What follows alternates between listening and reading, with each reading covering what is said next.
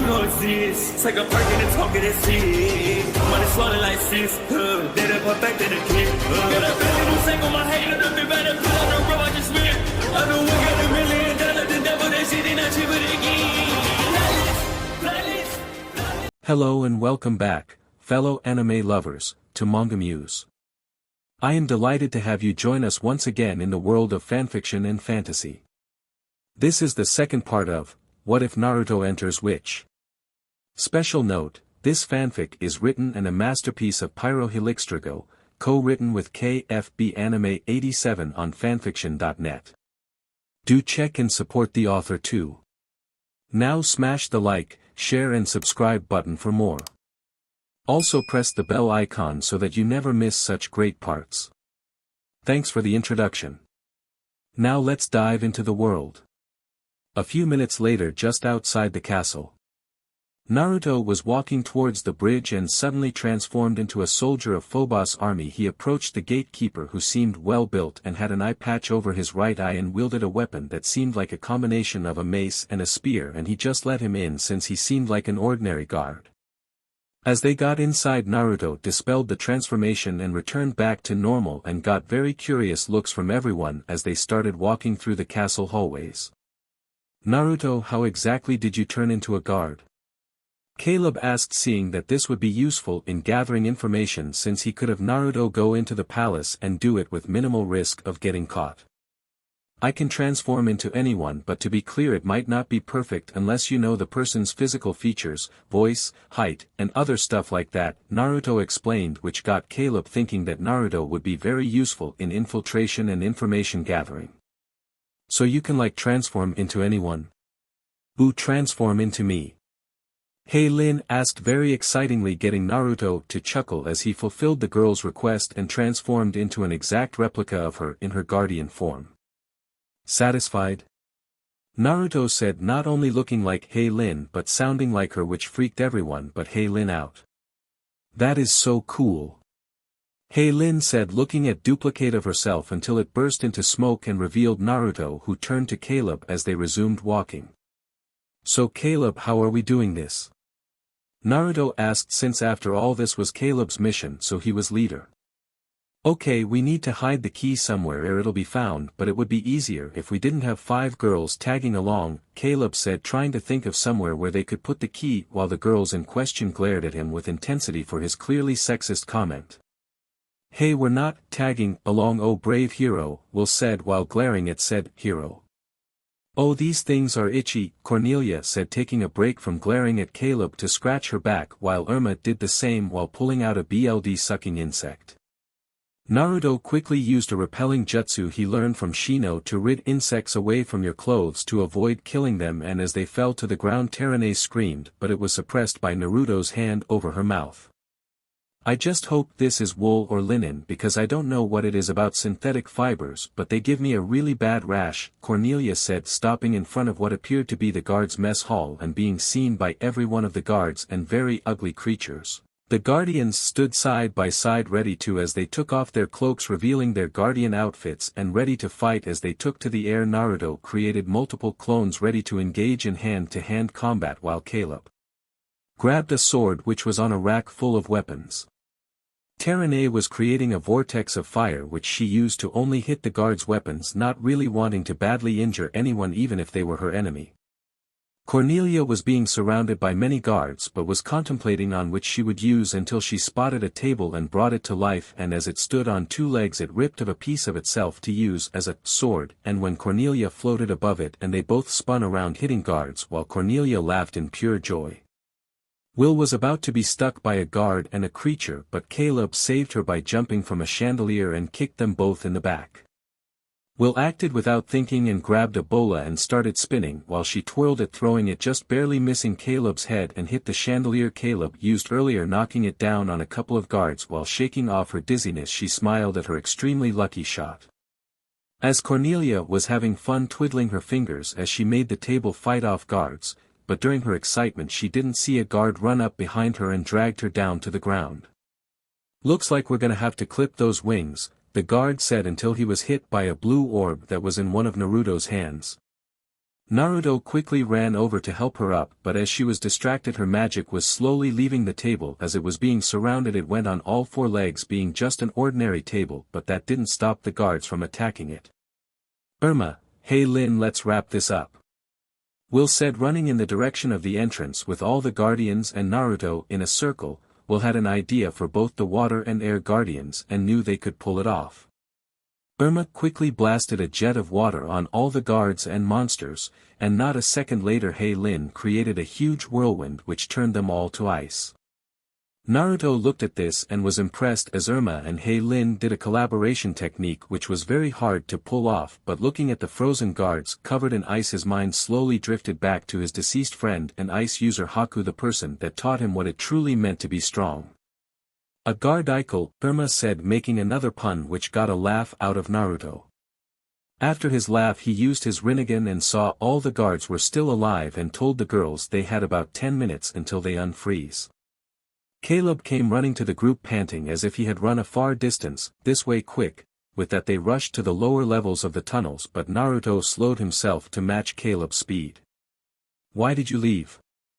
Naruto said in a low emotionless voice toward Caleb as he didn't want the girls to hear this conversation. Where else? To look for Vathek, Caleb said as if it were obvious, and was surprised when Naruto looked at him with a fierce glare and he could have sworn he saw his eyes turned into slits for a brief moment. Caleb, I want you to listen to me and listen well. Those who break the rules are scum, but those who abandon their friends are worse than scum. I hope you understand what I'm trying to say and what those words mean, Naruto said, running past Caleb, leaving him to think about the life lesson which was bestowed upon Naruto by Kakashi Hatake, Naruto's first sensei. As they ran they heard the echo of a voice down one of the many caves, so they went in that direction. They say you'll fall forever but will never know, but you will say hello to the other conspirators for me, the warrior said, ready to throw the big blue traitor into the abyss. Actually you can do that yourself. Will said, running towards the soldier, jumping as she delivered a strong right hook to his face, breaking his teeth and knocking him out. Nice right hook, Naruto said, complimenting Will for her very impressive hit. Thanks, Will said, happy for the recognition. When they were finished they saw Terane moving a small fireball back and forth with her finger like a watch, slowly hypnotizing the creature into unconsciousness. Caleb, Vathek said in pure joy, grabbing the rebel, then hugged him for all he was worth. My good friend Vathek, these are my good friends, these are guardians, Caleb said, motioning to the girls, forgetting Naruto who had a tick mark at not being introduced. Hello, Vathek said to everyone. You sure don't look like a good guy, Hey Lin said with extreme Naruto-level bluntness which got sweat drops coming down everyone's head, even Naruto himself. Ugh, thank you. Vathek said, not really knowing what to say or how to respond to the girl's statement, but was glad he didn't seem like the rest who were under Phobos' thrall.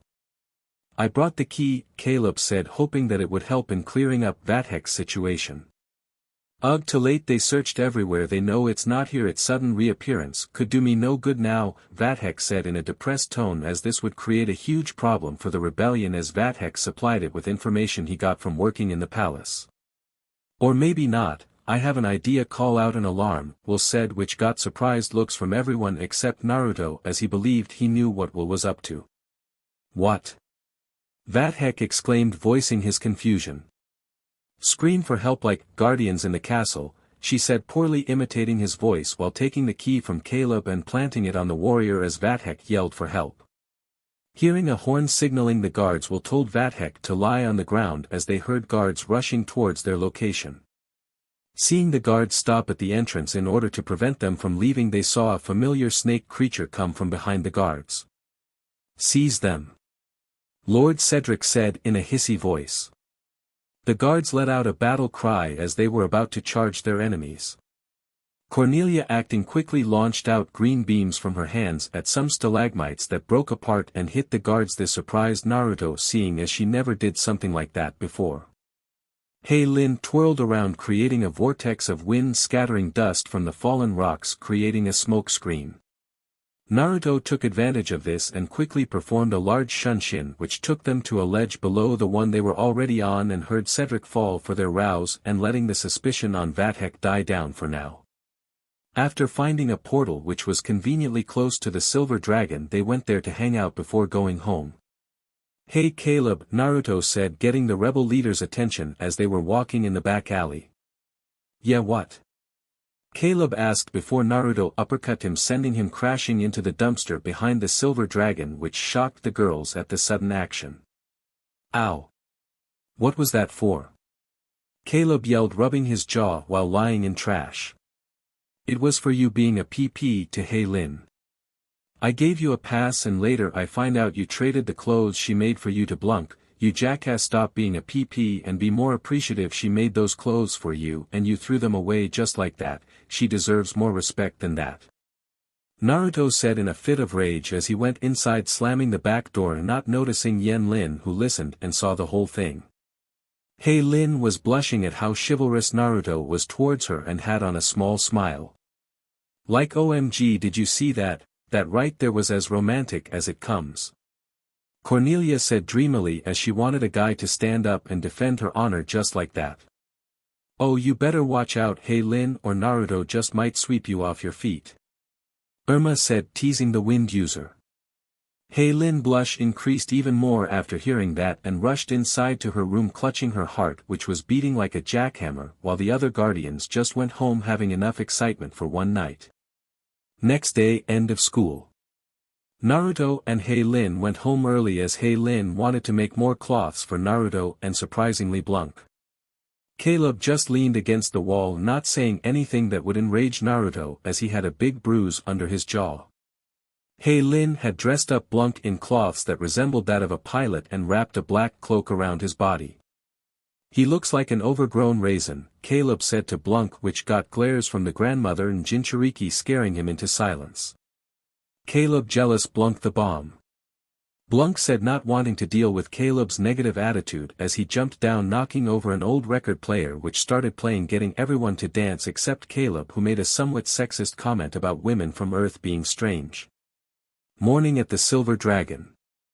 Naruto had just woken up and was waiting for Lin. Noticing she was taking a long time, he asked Lin where she was, only to be told she went to school early to sign up for some art thing. Few minutes later, a block away from school. Naruto was calmly walking to school, but as he was walking he heard someone call him, and as he turned around he saw Irma waving at him as she ran towards him. "Yo, what's up, Irma?" Naruto asked with his usual upbeat personality. "Nothin', how about you?" she asked, wondering how one of her few male friends was doing. "Well, I have to go to the mall later with Lin and Cornelia since they want to meet up with some friends to go shopping," he said while letting out a sigh, getting Irma to look at him curiously. "Shopping not your thing?" she asked, knowing most guys didn't like the activity, even some girls like herself didn't like to when they didn't have to. "Yeah, not really keen on the idea of being a pack mule," Naruto said as they both stopped at the entrance, enjoying a good laugh while a familiar car rolled up to the entrance with Will soon coming out of it. "Honey, are you sure you don't want to invite 25 or 30 of your closest friends?" A gorgeous woman by the name of Susan Vandom said to her daughter, who cringed at her mother's question. "No mom, not even 25 or 30 of them," Will said, not really liking the idea of having a party. "Okay, birthday girl, but remember, no matter how old you get, you'll always be my pink perky poopy pumpkin," Susan said as she drove away. Will turned around and saw both Naruto and Irma holding their hands against their mouths, trying to suppress their laughter. Will groaned, thinking they were going to tease her with this for a long time as she started walking. "So it's your birthday, when is it?" Irma asked, wanting to know the details about her friend. "Friday. Promise you both won't do something dumb like throw me a surprise party," Will said, giving each of them a glare. "Okay, we promise we won't throw you a party," Irma said for both Naruto and herself. Time skip lunch. Naruto had recently finished class and got to the lunchroom to go and the girls, but as he walked by he saw Jiraiya digging through the trash and taking some food that didn't really look edible. "Does this look cooked to you?" Terane asked, holding a small piece of carrot to her face. "Terane, it's a carrot. The only way it can harm you is if you're mugged by rabbits," Cornelia said to her picky friend, even though she knew the cafeteria food sucked. Naruto was glad Yen Lin made his and Hei Lin's lunch for school because when he first tried it, he immediately knew the food was almost as bad as Sakura's food pills. "Guess whose birthday it is Friday," Irma said, slamming down her tray on the table, surprising the girls. "Oh, I know. I know." Hei Lin said happily while placing her fingers on the temples of her head. "Ugh, I don't know," she said in a deflated tone while Naruto patted her on the back.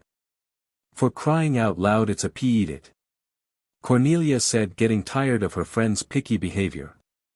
"Ugh, I wouldn't, it doesn't look like it'll be any good," Naruto said, remembering the taste from when he tried the cafeteria food and also not being a fan of vegetables. "It's Will's birthday Friday," Irma said while getting a look from Naruto. "Irma, seriously, you're gonna tell everyone?" Naruto asked, wondering if she would break her promise and also thinking whatever she had planned would backfire. "Are you gonna throw her a party?" Hei Lin said, liking the idea of a party. "No, she made us promise not to throw her a party," Irma said, pointing at Naruto, who also nodded, then looked towards Will, who was still online. "Oh, I got to warn her about the fish, 'cause I think this was breaded when they caught it." "Hello, Will. Pink poopy perky pumpkin." Irma yelled so loud the entire cafeteria heard her, making everyone laugh at Will, causing her to blush and send a glare towards Irma, who was oblivious to the glare as she walked over to her. "We have to throw Will a party," Cornelia said as soon as Irma was out of range of hearing them. "Weren't you listening?" Irma and Naruto promised they wouldn't, Hei Lin said while Naruto nodded, intending on keeping his promise like all the ones from before and so on. "Okay, they won't, but we will," Cornelia said, deviously getting Naruto to raise an eyebrow, wondering what the blonde girl had in store. End of lunch. The group of 4 had just left the cafeteria and went the same way since their classes were so close by. "You see, this way we're giving Irma what she wants, a party for Will, and she doesn't have to break her promise," Cornelia said, explaining her plan, which gave Naruto a sense of déjà vu since this seemed like something Ino would do. "But Will didn't want a party," Hei Lin said, voicing Will's wish of not having a party. "Believe me, when she sees the party I throw her, she'll be too jazzed to remember what she said," Cornelia said, still explaining what she thought would happen.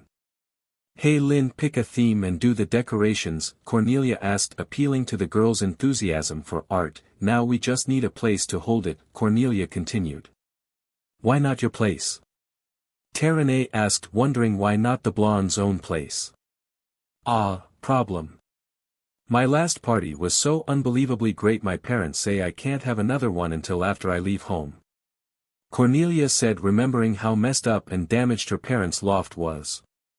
"Well, you better figure it out if you're so committed to throwing Will a party. Now come on, let's go, we have science," Naruto said, not really paying attention since he had nothing better to do and thought about things he could possibly get Will as a present. After school at the mall. Naruto was at the mall with Hei Lin and Cornelia like he told Irma earlier, but he didn't expect Caleb to be dragged along as well. At least now he had someone to talk to while the girls shopped. "So boys, you're gonna learn all about parties," Cornelia said, fully prepared to teach the boys how to party Earth style. "We have parties in Meridian. To celebrate the end of Clunder Feast we cook and eat an ox," Caleb said, sounding a little offended that the girls thought he couldn't party. "We won't be doing that," Cornelia said, wanting to make sure he understood what parties on Earth are like. "What about you, Naruto? How'd you party in Meridian?" Hei Lin asked, which got a strange look from Caleb. "Naruto isn't from Meridian, I saw him come through a portal, he's from Earth," Caleb said, wondering where the blonde was from now. "Then where are you from, Naruto?" Hei Lin asked curiously, not knowing how nervous she was making the blonde.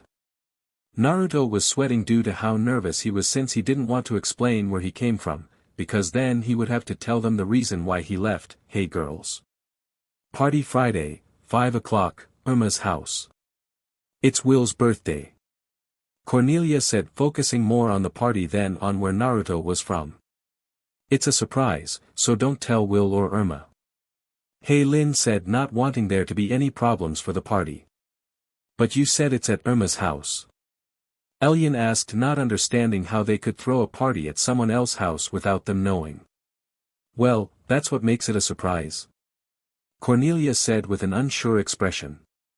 While this was happening, Alchemy was staring at Caleb, who was weirdly smashing up a payphone and was literally trying to take a bite out of it. "They're not even roasting an ox," Caleb said very casually, which got disgusted looks from the girls and a look of pity from Naruto, since Caleb was basically digging himself his own grave. In the distance the group could hear and see voices of panic being caused by three very familiar people from school who suddenly came rushing in their direction. Naruto, having very fast reflexes, grabbed both Cornelia and Elian, who held onto him tightly, while Caleb just stood there having no idea how to react, but was suddenly pushed to the ground by the new girl he just met, Alchemy. "Hey, are you two okay?" Naruto asked the two blondes he had around his arms, who also had on blushes by being held so tightly by the muscular blonde. Caleb was rubbing his head since he hit it when he hit the ground, but was having a hard time getting up since he had Alchemy on his chest, but as soon as the two looked each other in the eye, their faces turned a bright shade of red and rushed to get up. "Hey! How come Kurt, Clubber, and me didn't get invited to this party of yours?" Jiraiya said as he was taking a bite out of an apple he stole in the midst of the chaos he and his two friends caused. "'Cause I'm not inviting creeps." "Oh, I'm sorry, introducing, creeps, Naruto and Caleb." "Naruto and Caleb, creeps," Cornelia said, introducing the three stooges to her friends as the group started to walk away minus Caleb, who stood there. "Pleased to meet you. Are you related?" Caleb asked, actually believing what Cornelia said, and got looks from everyone as they wondered if he was truly that dense. Naruto didn't like Jiraiya not one bit and just knew he would try to pull something. What made him more sure was how his little group huddled together like they were up to no good, well, more no good. He was brought out of his thoughts when he felt someone tap his shoulder and looked to see it was Elian. "I want to say thanks for pulling me and Cornelia out of the way," she said as she was blushing while looking to the ground, not being able to look at Naruto's face. "It was no problem, Elian, happy to do it," he responded kindly as they continued walking until Alchemy pulled Elian into a nearby store wanting to ask the female blonde for advice. Naruto just shrugged and headed back towards his friends. "Huh, those are your tough guys. I'd like to see them last 1 second in a Skuldorian scream cage," Caleb said confidently, as he had seen things so scary those supposed tough guys would run and hide. He's got a point, Naruto thought, as compared to everyone he's fought or come into contact with, those three wouldn't even register on his radar.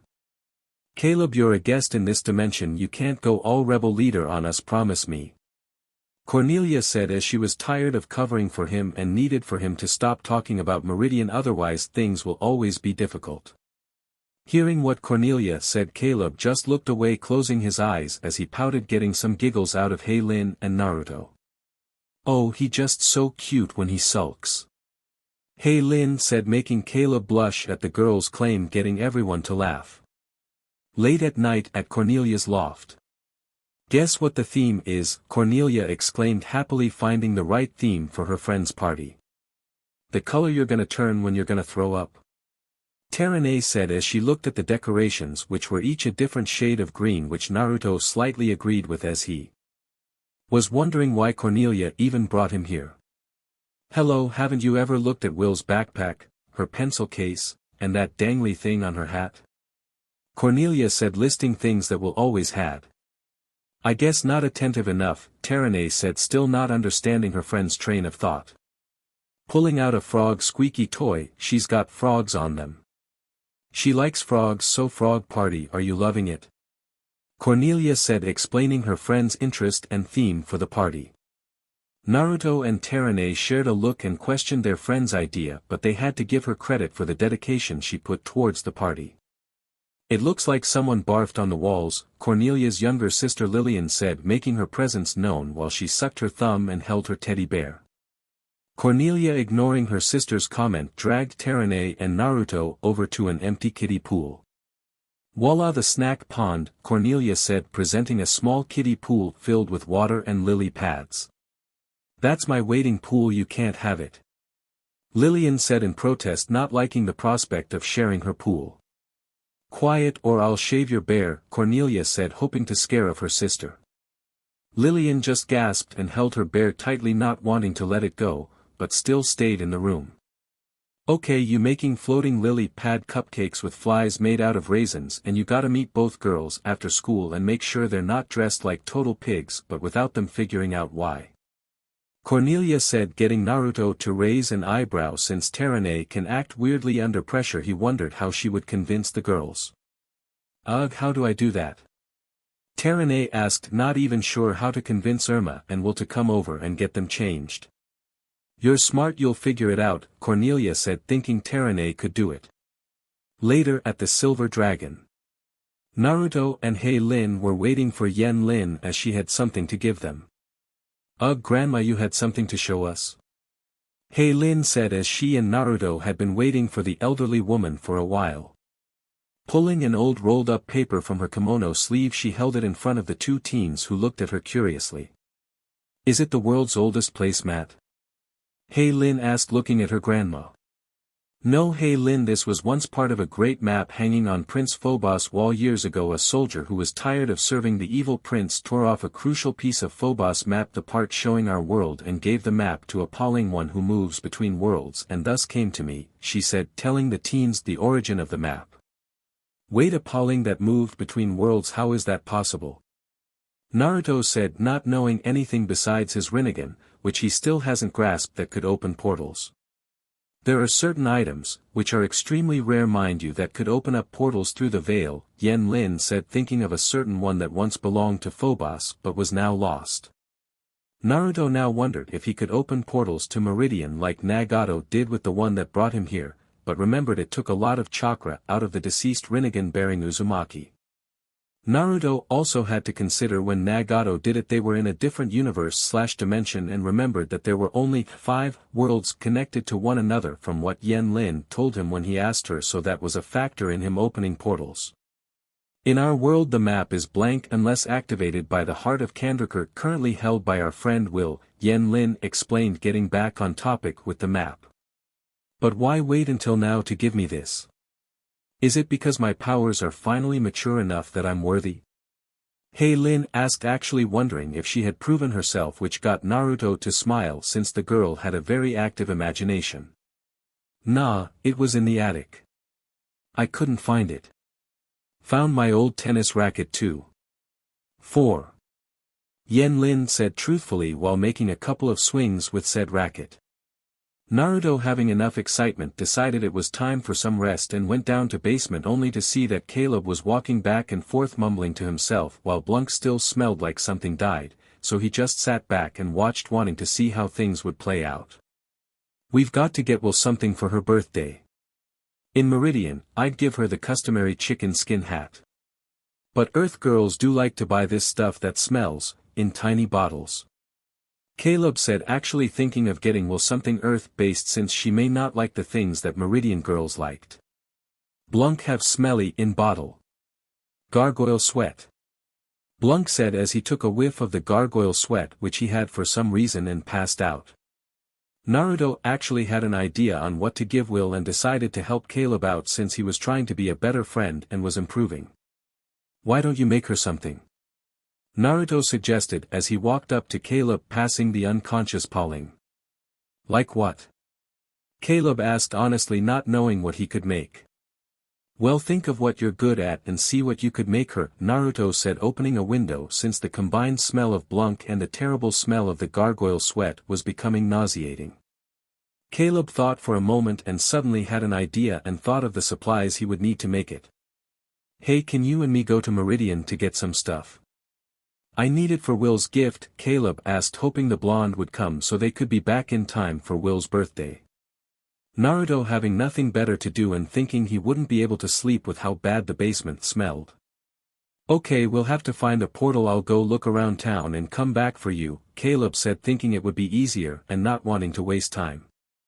Naruto just went upstairs and saw Hei Lin had left the portal telling map. He had a theory and wanted to see if it would work. Looking around, he noticed he was alone. He unleashed his Rinnegan and channeled some magic with some difficulty, as he had improved on channeling magic in training, into the map, and after a few seconds a brightly glowing red X showed up showing him the location of the portal. Naruto quickly grabbed his gear and circled the area of where the portal was on an actual map, then wrote a note for Yen Lin explaining that he would miss school while making it discreet in case someone else found it, then left to go get Caleb so they could get to Meridian.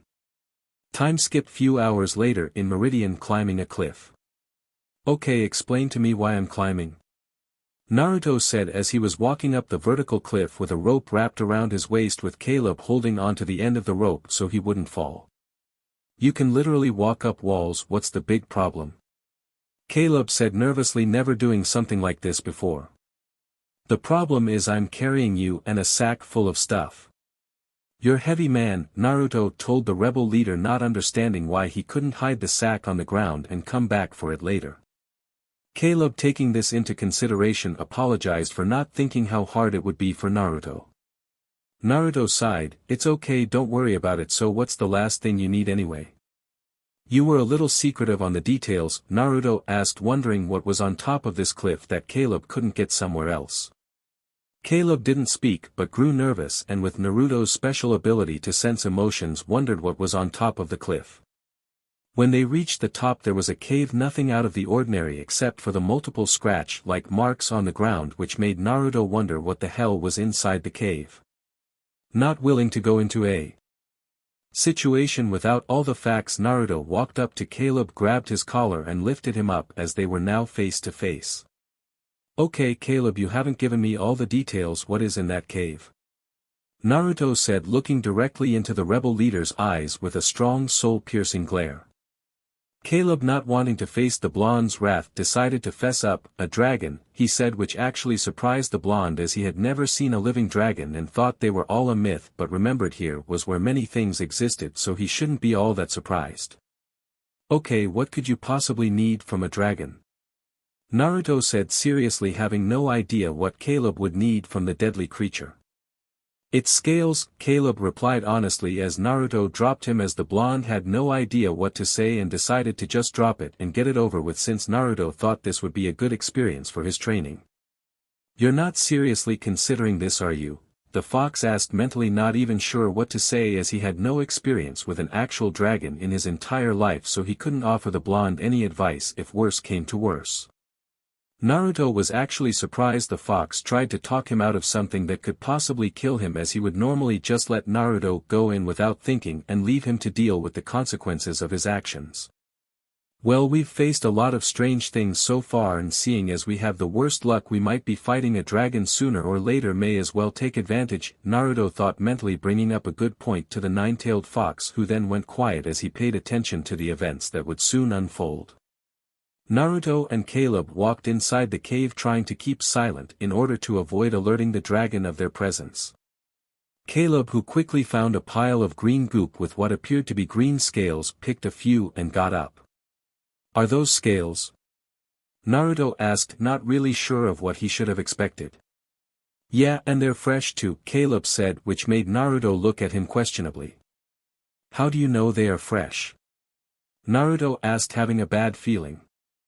Like most reptiles, dragons shed their scales off as they grow bigger, Caleb explained as they got closer to the cave entrance. Wait Caleb, if those scales were fresh, then where the hell is the dragon? I didn't see it anywhere nearby, Naruto said as his bad feeling was getting worse. Caleb would have said something to put the blonde at ease, but was interrupted by a loud mighty roar outside the cave.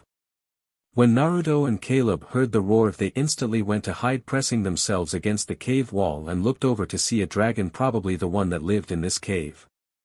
The dragon appeared to be a Western-style dragon, white in color but with gold highlights, and it was moving back and forth around the cave, knowing something had trespassed into its home.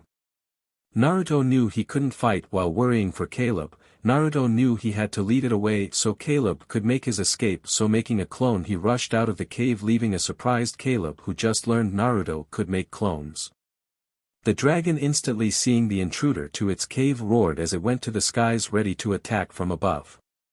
Naruto jumped off the cliff, wanting to put some distance between the dragon and Caleb. After landing, Naruto dashed towards a very well-covered part of the forest, hoping to escape the dragon's sight, but that seemed to have little success as the dragon was still following him, probably tracking his scent. Naruto's situation only got worse as the dragon took a deep breath and unleashed a ray of light which scorched some nearby trees to ash. With this new development, Naruto and the Ninetales thought that their situation only got worse, seeing as now the creature was even more deadly. Naruto, running out of options, decided to leave a clone behind to gather sage chakra. As he kept running, and when enough time went by, Naruto went towards a grassy field empty of trees. As the dragon got closer, Naruto dispelled the clone, gaining its sage chakra, and was ready to unleash his sage arts on the dragon. What surprised Naruto was the dragon had stopped his assault and landed circling Naruto as if he were prey. "What are you, human?" the dragon asked in a loud, manly, booming voice which surprised the Jinchuriki and tailed beast. "Why, you can talk?" Naruto asked, not really knowing what to say. "Yes, human, I can talk," the dragon said in an annoyed tone of voice. Inside the seal, the Ninetales was thinking the dragon was acting like how he would when speaking to humans, so the fox made the conclusion the dragon, much like himself, saw humans as nothing more than selfish beings who only cause destruction. "I'm Naruto Namikaze," Naruto said, introducing himself to the dragon. "I didn't ask for your name, human, but what you are?" the dragon asked, glaring at Naruto. "I don't understand what you mean," Naruto said truthfully, which made the dragon even more annoyed. "You have the power of Meridian inside your body, but unlike the wretched essence that Meridian's power has become, the power you have is pure like it once was before that wretched excuse for a prince took the throne," the dragon explained to Naruto. Naruto now understood when he took in sage chakra he was taking Meridian's nature energy, and even though it was impure like the dragon said, with how Meridian currently was a sage can purify it as they take it inside their body. Naruto told the dragon his theory and was asked even more questions as the dragon didn't understand what a sage was or natural energy. Naruto told the dragon the whole process and duties a sage had and how he learned. The dragon actually looked like he was impressed with Naruto, seeing him as more than just a human. "Alright, child, answer me this: where do you come from? Of all the creatures I've seen, no matter what world, you don't seem like you're from any of them," the dragon stated, focusing solely on Naruto, trying to see if he would lie. Naruto sighed as he explained he wasn't from any of the other dimensions, which surprised the dragon as he saw that the blonde was telling him the truth, then asked why he was here and not trying to find a way home, and the dragon noticed the pain that filled the blonde's eyes for the briefest moment as he told the dragon why he left his home. When the dragon was told what this child had endured throughout his whole life with only few he could trust, the dragon soon came to respect the blonde as he knew the blonde would never want pity. Still, the dragon couldn't believe the treatment the humans would unleash upon this child. He knew humans were wretched creatures, but to do what they did to a child just made his hate for them grow. "Naruto, you have proven to me that even in all the darkness you have faced you choose to be better than it and become a truly remarkable being who walks a path of not many take," the dragon said with respect and acknowledgement. "Thank you, I'm sorry I never asked for your name," Naruto asked with his famous smile while he rubbed the back of his head. The dragon's eyes widened for a brief moment, touched that the child would ask for his name instead of referring to him as the dragon or the other names humans have called his kind. "You have once again impressed me, Naruto. All dragons have a name that is close to or resembles their element, since mine is light. My name is Abner," the dragon, now named Abner, introduced himself. "Thank you," Naruto said as he started to run toward the portal he came through with Caleb. "No, child, thank you," Abner said, flying to his cave with a ghost of a smile on his face, thinking there may be hope for this world and the dragons. Silver Dragon Basement. Early in the afternoon. Caleb was walking back and forth much like he did earlier, but this time with more stress as he was basically being held prisoner by his friend's clone. "He's been gone too long," Caleb said to the clone in worry. "Yeah," the clone said, not really caring. "How could you just kidnap me?" he asked, wanting an answer. "You would have gotten in the way," the clone said, which infuriated Caleb. "That's not true, I could have helped," Caleb said, denying the clone's statement. "Yeah, getting yourself killed would have been a big help," the clone said, not hiding his sarcasm. "I've fought dragons before," Caleb claimed, which actually got the clone to raise its eyebrow. "Not by yourself," the clone said, not believing that even with the rebel leader's skills he could ever fight a dragon by himself. Caleb couldn't deny this, seeing as it was true. it took a whole battalion of men to take on a single dragon. Listen Caleb, you may be able to take on all sorts of things, but the monsters we've seen since we've met, you couldn't take them on alone. I, on the other hand, can. Even without my powers my skills outweigh yours, the clone explained, fully believing his words, as the difference between their skills was vast as Naruto eclipsed Caleb in almost every way. Caleb just clenched his fist so hard it was turning white. The clone soon burst into smoke as the basement door opened, revealing the real Naruto. "Hey," Naruto said casually as he sat on his bed. "How?" Caleb asked, trembling. "How what?" Naruto asked curiously, wondering what exactly his friend meant. "How did you get so strong?" Caleb asked, feeling inferior to the blonde. "Let me ask you something Caleb, what is it you fight for?" Naruto asked the rebel, who had on a confused look. "Meridian, what else?" he replied, instantly not understanding what the blonde was getting at. Naruto was reminded of Shikamaru when Asuma told him the true meaning of what the king was in shogi. "Caleb, Meridian is more than just a place. Find out what it is that makes Meridian worth protecting and you'll have your answer," Naruto said as he left the room, but not before grabbing a box that Lin used when sewing. Naruto asked Lin for some assistance in what he was planning, and since the afternoon wasn't really busy she decided to help. After school, Naruto had just finished Will's gift as it was in a box with Hermit the Frog wrapping paper and was hoping to give it to her before she left school, but as he walked he saw Terane hiding behind a tree, and as she took a deep breath she hastily walked over to Will and Irma. Naruto decided to watch and see how this would play out. "Hey girls," she yelled from across the street.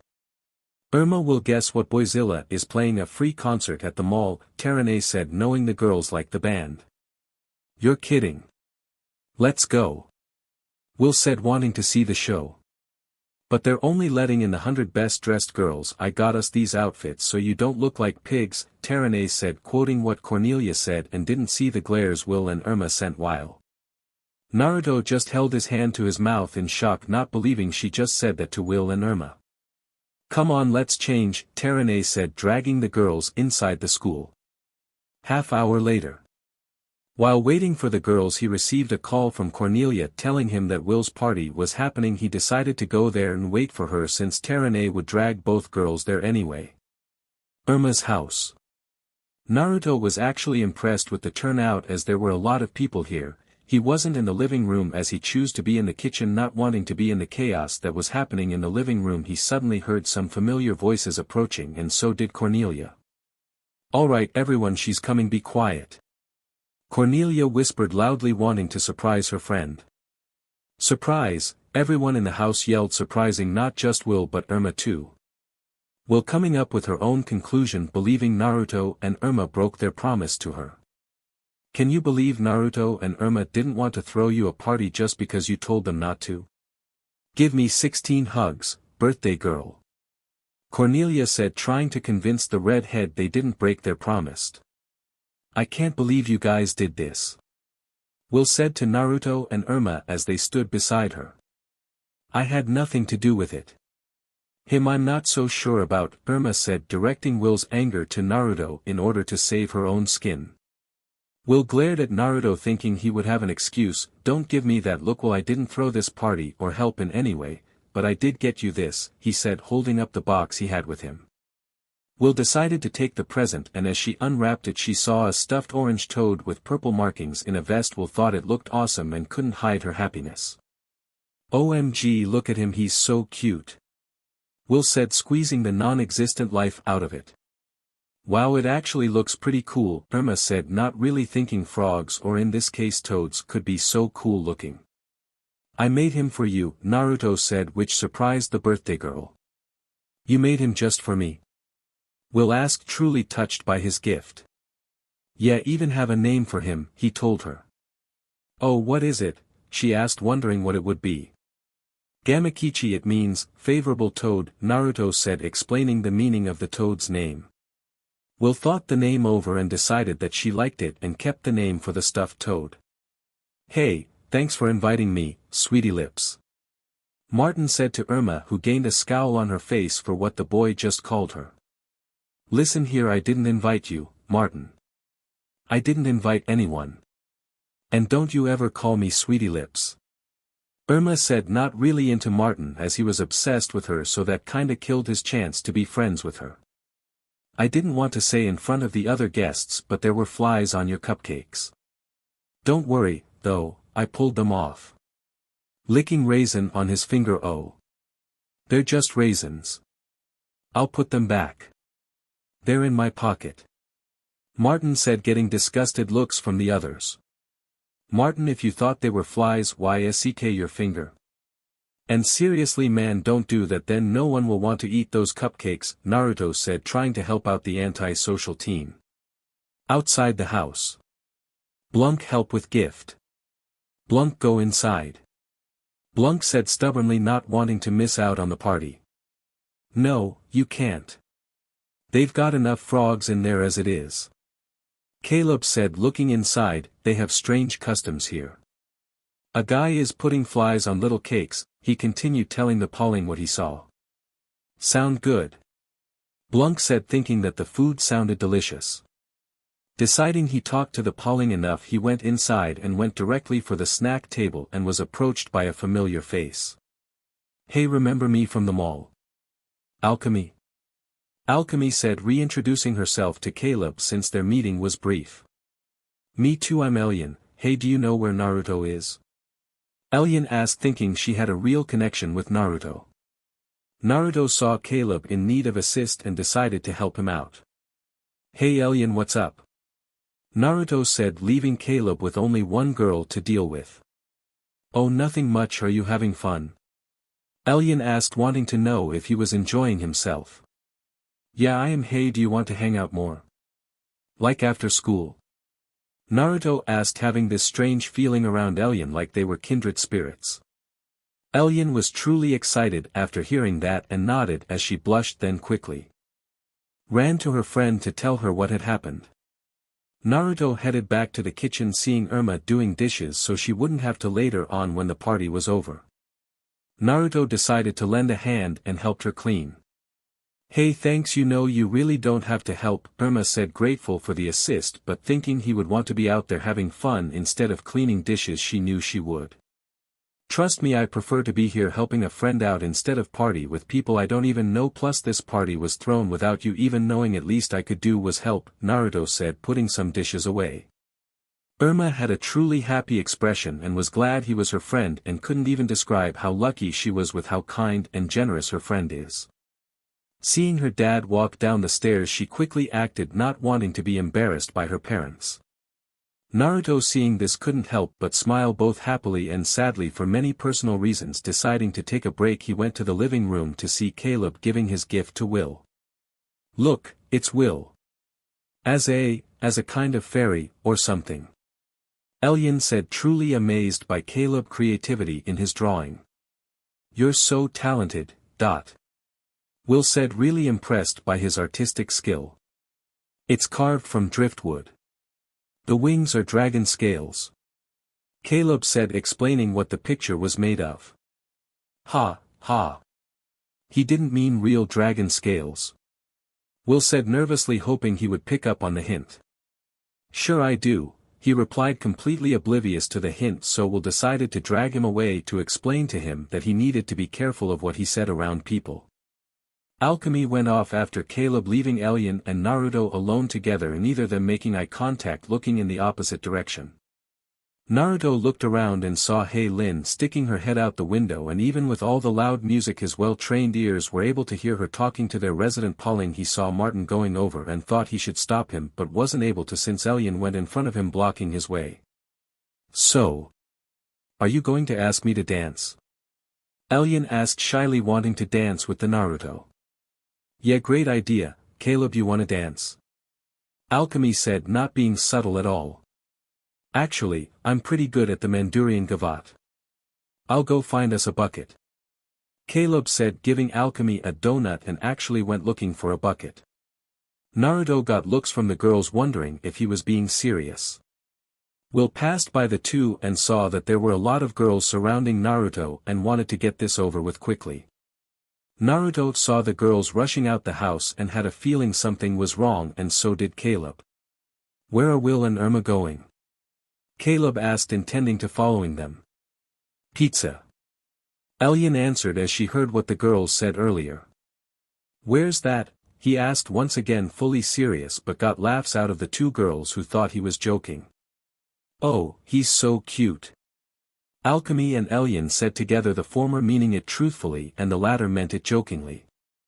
Sorry girls, but I have to go, Naruto said, jumping out the window. Caleb, come on, let's go. He continued, stepping on scraps of food with Caleb right behind him with Blanc, and as Naruto was running he made a quick phone call. Both girls looking at the two males' figures disappear in the distance and just kept on staring. Wrap him up. I'll take him. Ellian said, dreamily holding her shoulders as she thought of Naruto.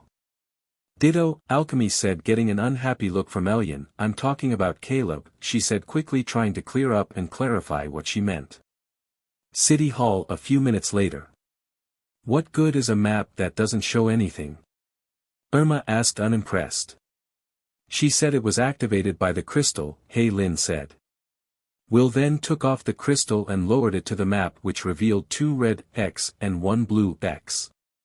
The locations of the portals with a red X were at the school and alley behind the mall. The blue X was somewhere around them, and as they looked around, Will noticed a light on at City Hall through a window after hours and saw a shadow walk by it, so she thought it was worth investigating, and when they reached the front door they saw it smashed to pieces by something wanting to get inside.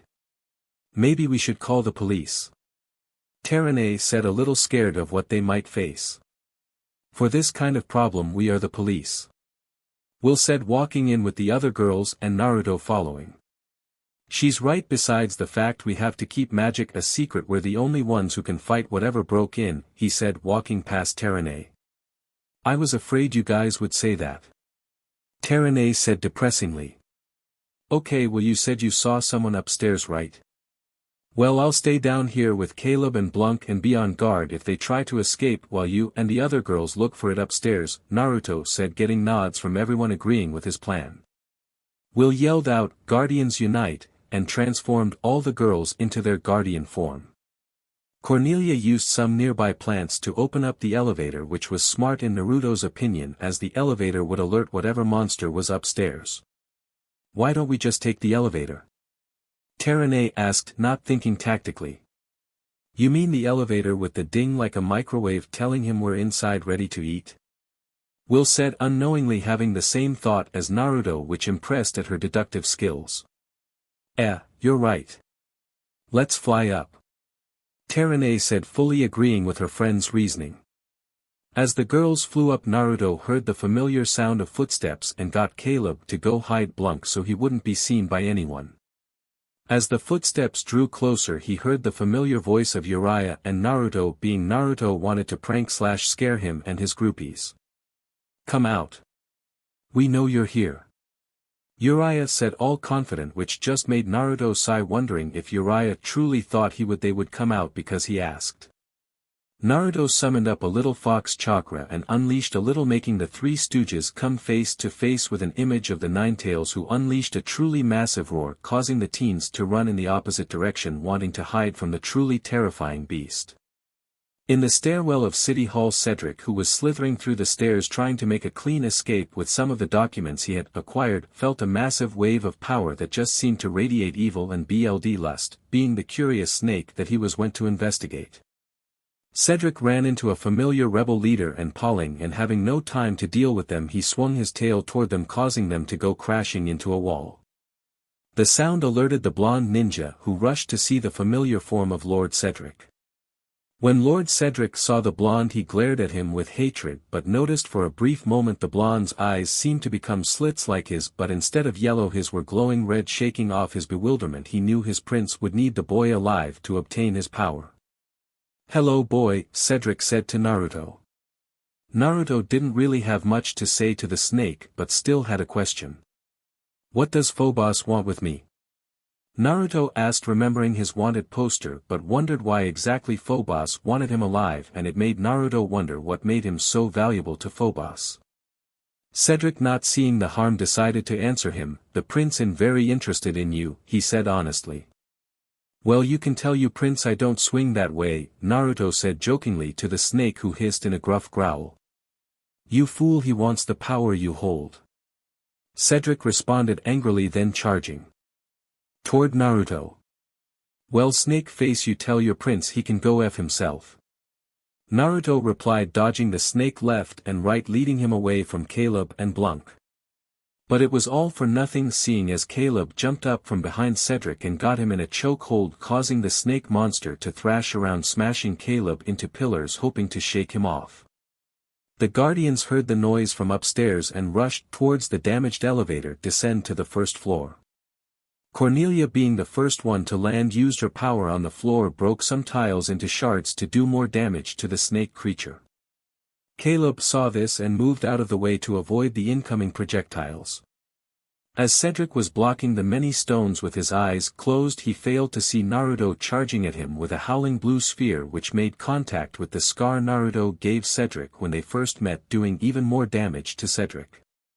Ignoring the massive puncture wound he now had, he roared, "It's time you all learned a lesson in humility," he said angrily, swinging his tail, knocking down Will, but was soon blasted away by Hei Lin, who launched a very big carpet that covered Cedric.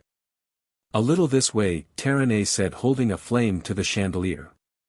Irma, using the broken pipes that came up from Cornelia's attack, unleashed a torrent of water which sent the snake monster sliding directly under the chandelier, which Terene then separated from its chain, making it crash down onto the snake monster. "Yeah," Hei Lin yelled out in excitement, thinking they defeated Cedric. "It's not over yet, Hei Lin," Naruto said, knowing things were never this easy. He was proven right when Cedric suddenly got up and swung his tail at Hei Lin and Irma, launching them toward the wall. Cedric saw an opportunity and tried to rush the Earth Guardian, but couldn't land an attack due to the shield she erected for herself. Naruto placed some paper bombs on a nearby table as Will and Caleb were gonna toss it at the snake. Cedric saw the table and was gonna break it, but stopped, seeing small flames ignite on, and was even more surprised as it exploded. In a fit of rage, he threw a wooden table at Naruto, but was saved by Cornelia. Cedric would have continued the fight but heard sirens in the distance, so decided to cut his losses and return to Meridian with the files he stole. "I have what I've come for. We shall meet again, Guardians, and this isn't the last we'll see each other, boy," Cedric said, escaping. The group let out a sigh of relief, but looked around and saw the damage their battle had caused to City Hall and heard the sirens get closer, so they rushed towards the park because they needed to seal the portal there anyway. "Wow, it looks like my room," Irma said, trying to lighten the mood, then remembered something. "Oh CRP, we have to get pizza," Irma said, remembering their reason for leaving the party.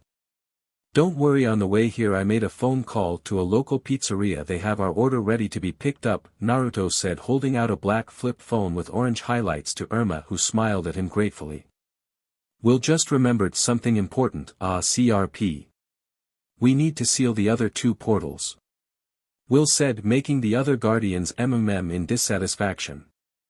Naruto, seeing this would be a problem, came up with a simple solution. "Me and Will close the last 2 portals, you guys get the pizza," Naruto said, getting Will to blush and the other guardians to send her a knowing look. Naruto decided to drop off the girls and transforming them back to normal so they could pick up the pizza, while Will remained the same so they could get around faster. Closing both portals was relatively quick for the duo and quickly headed in the direction of Irma's house. "Hey, I want to say I'm sorry," Naruto said, running and jumping off rooftops to Will, who was flying at a low altitude. "For what?" she asked, curious to what the blonde meant. "That this is how you would spend your birthday," Naruto said, actually wanting his red-headed friend to enjoy her special day. Will smiled brightly, happy that she had a truly thoughtful friend in her life, maybe even something more. They landed on an empty block so Will could transform back to normal. "Hey, I just want to say thank you, not just for the gift but for being my friend. It really means a lot to me," Will said, telling the blonde how she honestly felt. Naruto just smiled and would have said something if he and Will didn't hear the familiar voice of Irma complaining. "My parents have been ruining my party for an hour. I hope you guys like pizza, cause there isn't gonna be anyone left in my house to eat it," Irma said, thinking her parents embarrassed her to most of the school. "You're right, they're not inside," Hei Lin said excitingly, seeing the long conga line going through the street and giving Caleb her pizza to go join it. Come on, Limbo is next, Irma's mom said, leading the conga line. Happy birthday, pink poopy perky pumpkin, ... Irma said, wrapping her arm around Will. You know what would be a great gift? For you to never say that again. Will said with a smirk, but was being completely serious in not wanting to be called that. What's that, Poopy? Irma asked, wanting to milk the name for everything it was worth, but received a serious glare from the redhead and promised her she would quit it. Later at night at the Vandom residence. Will walked through her front door carrying her gift and saw her mom on the couch waiting for her. You know, if it wasn't your birthday you would be in some serious trouble for getting home late, Susan said, being both serious and non-serious, and saw the little toad in Will's hands. What's that? Susan asked curiously. It's a gift from a friend, Will said, not looking her mother in the eyes while keeping her head down to hide her blush. Susan, seeing this, only grew more curious. Is it from a boy? She asked, and seeing her daughter's blush grow brighter she got her answer. Yeah, it is, Will said, not willing to hide it since her mother basically figured it out, but I won't tell you his name, she continued, knowing how nosy her mother could be and didn't want her to ruin her chances with the boy. Alright, tell me about him though, Susan asked, wanting to talk to her daughter, as she had been thinking they really never spent any more time together and felt their relationship wasn't as strong as it was before, but was glad she could talk to her about her new life. Phobos Palace, same time. Phobos was currently on a balcony holding his arm out as an eagle-looking bird landed on it. I have the earth papers that will help us locate your sister, Cedric said, looking worse for wear as he was still bleeding profusely from the wound from Naruto's attack. Time to start planning a family reunion, Phobos said as the bird's eyes glowed for a brief moment before it screeched. My lord, I have some intriguing news, Cedric said as Phobos released the bird and looked at his most loyal subject. Oh, what is it? Phobos asked, curious to what would catch Cedric's attention. It is about the boy you want captured. When I was leaving with the records he unleashed a truly evil power stronger than what he had when we first met, Cedric said, still remembering the feeling of pure evil. Phobos' interest for the boy just grew as he had even more power than what he had predicted, and that would make stealing it along with his sisters all the more sweeter. Phobos Palace. Currently the prince was gazing upon his dark kingdom with his most loyal subject Cedric, who was currently in his snake monster form. The list you found in the Earth Town will help us refine our search, Cedric. Phobos said in a calm, emotionless voice. Strange, it's so hard to find one young girl, Cedric said, not understanding how one girl was able to dodge all of his search attempts. Not at all. She's inherited qualities of which she's unaware. If him to steal her powers, her ignorance plays to my advantage, Phobos said, thinking of ways he'll do to fool his sister as he pet a gargoyle statue which was actually real as it growled. They won't have told my sister her identity. What used to be her protection is now my opportunity, Phobos said, planning on using his sister's arrogance to his advantage, but then having an idea to speed up the process. Cedric, I have a mission for which you'll need to pass as human, Phobos said, causing said snake monster to grin. But what of the boy? How will we capture him? Cedric said, realizing there was no actual way to capture the blonde and defeat him as long as he was with the Guardians and had powers of his own. He, like the Guardians, will try and rescue my sister. That will be our opportunity, and seeing as the boy may be a problem with his powers, we'll have to tire him out until he's good and weak, Phobos said, ready to do whatever it means to gain the boy's massive power and abilities like he would his sister's, no matter how many lives it took. Sheffield Institute Gym Assembly. Naruto, Lin, and Will sat together on bleachers waiting for the assembly to start. So why are we here so early? Naruto asked, not liking to be somewhere that took so much time out of his day. "'Cause we're gonna get a new history teacher and he wanted to have the students be there for whatever reason," Will answered, feeling the exact same way as her friend. "I can't wait. It's so exciting." Lin said, eager for anything, which confused her two friends who wondered how C was always so happy for things like this. Principal Knickerbocker tapped her finger on the mic to make sure it was on. "Students, our newest history teacher, Professor Dean Collins," she said, and a man in his 30s came up to the stage. Thank you, good morning, the man said to the many students present at the assembly. I've been told that Sheffield prides itself on sharpening young minds and developing your sense of community. That's why this year we're going to hold Community Service Day a month early, he said, getting multiple glares from students while some of them began to panic. A month early? Cornelia said, her voice full of terror. A month early? Irma said, scarred out of her mind. A month early? Jiraiya said, chewing on used gum he found under the bleacher. Naruto and Will looked around, not getting why people were panicking. I was impressed that you love community service so much that every year you rush to school early on sign-up day, he said, and when the bell rung people started leaving going to their next PRD. Naruto and the girls started walking together till it was time to split up for class. Of course we come early. Oh man, I hate community service day. I'm gonna stand in the parking lot all night with a pen in my hand. Elyon said, actually thinking of doing what she said. Maybe I'll sleep in my locker, Terene said, contemplating her idea. Oh come on, what's the big deal about this community service day? It doesn't sound so bad, Naruto asked, thinking the girls were overreacting. Yeah, what is community service day?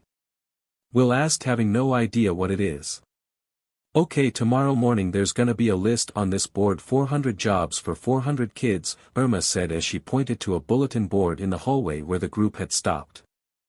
Out of those 10 might not totally stink, Cornelia said as she remembered the jobs from last year and thought that some didn't SCK too much. And the last kids that sign up get the most gaggerific ones, Hey Lin said, feeling sorry for the people who got those jobs. They can't be that bad, Will said, getting Naruto to agree with her. Oh yeah. Try monkey bar scraper at the zoo. Cornelia said, shivering as she remembered all the monkeys that pulled her hair. Okay. You had it easy. I was a sewer ladder painter. Irma said, cringing as she remembered the horrible smell and falling into sewage water.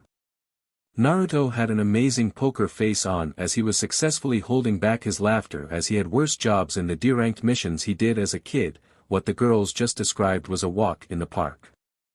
Okay, gotta get here early, Will said, not wanting to get jobs like the ones the girls described. At the end of school, Naruto and Hei Lin were on their way to the Silver Dragon but stopped as they heard Will call out to them. Hey Naruto, can you, help me study for math? I'll be in real trouble if I don't bring my grade up, Will asked, knowing Naruto could help her even with his job and other responsibilities. Naruto thought it over and saw no harm in it, so he would send a clone to cover his shift at the Silver Dragon. Later at Will's apartment. Will and Naruto had spent 2 whole hours doing math homework and studying so Will could get the material, and through a lot of trial and error she eventually got it. Hey, thanks for helping me, it means a lot, Will said, smiling shyly and nervously. It was no problem, Will, Naruto said, getting ready to leave, but stopped as the front door opened, revealing Will's mom. Susan came inside her apartment and saw an unfamiliar boy with her daughter, which made her curious as to who he was and why he was here. Naruto just looked at the woman as she stared him down as he didn't know what to say as he had never been in this position before. Hi, I'm Naruto, he said, introducing himself to the woman while extending his hand. Susan Vandom, can you explain to me why you're here alone with my daughter, she said, not beating around the bush. He was helping me with math, I needed some help so I asked Naruto to help me study, Will said, not wanting the boy she really liked to start off on the wrong foot with her mother.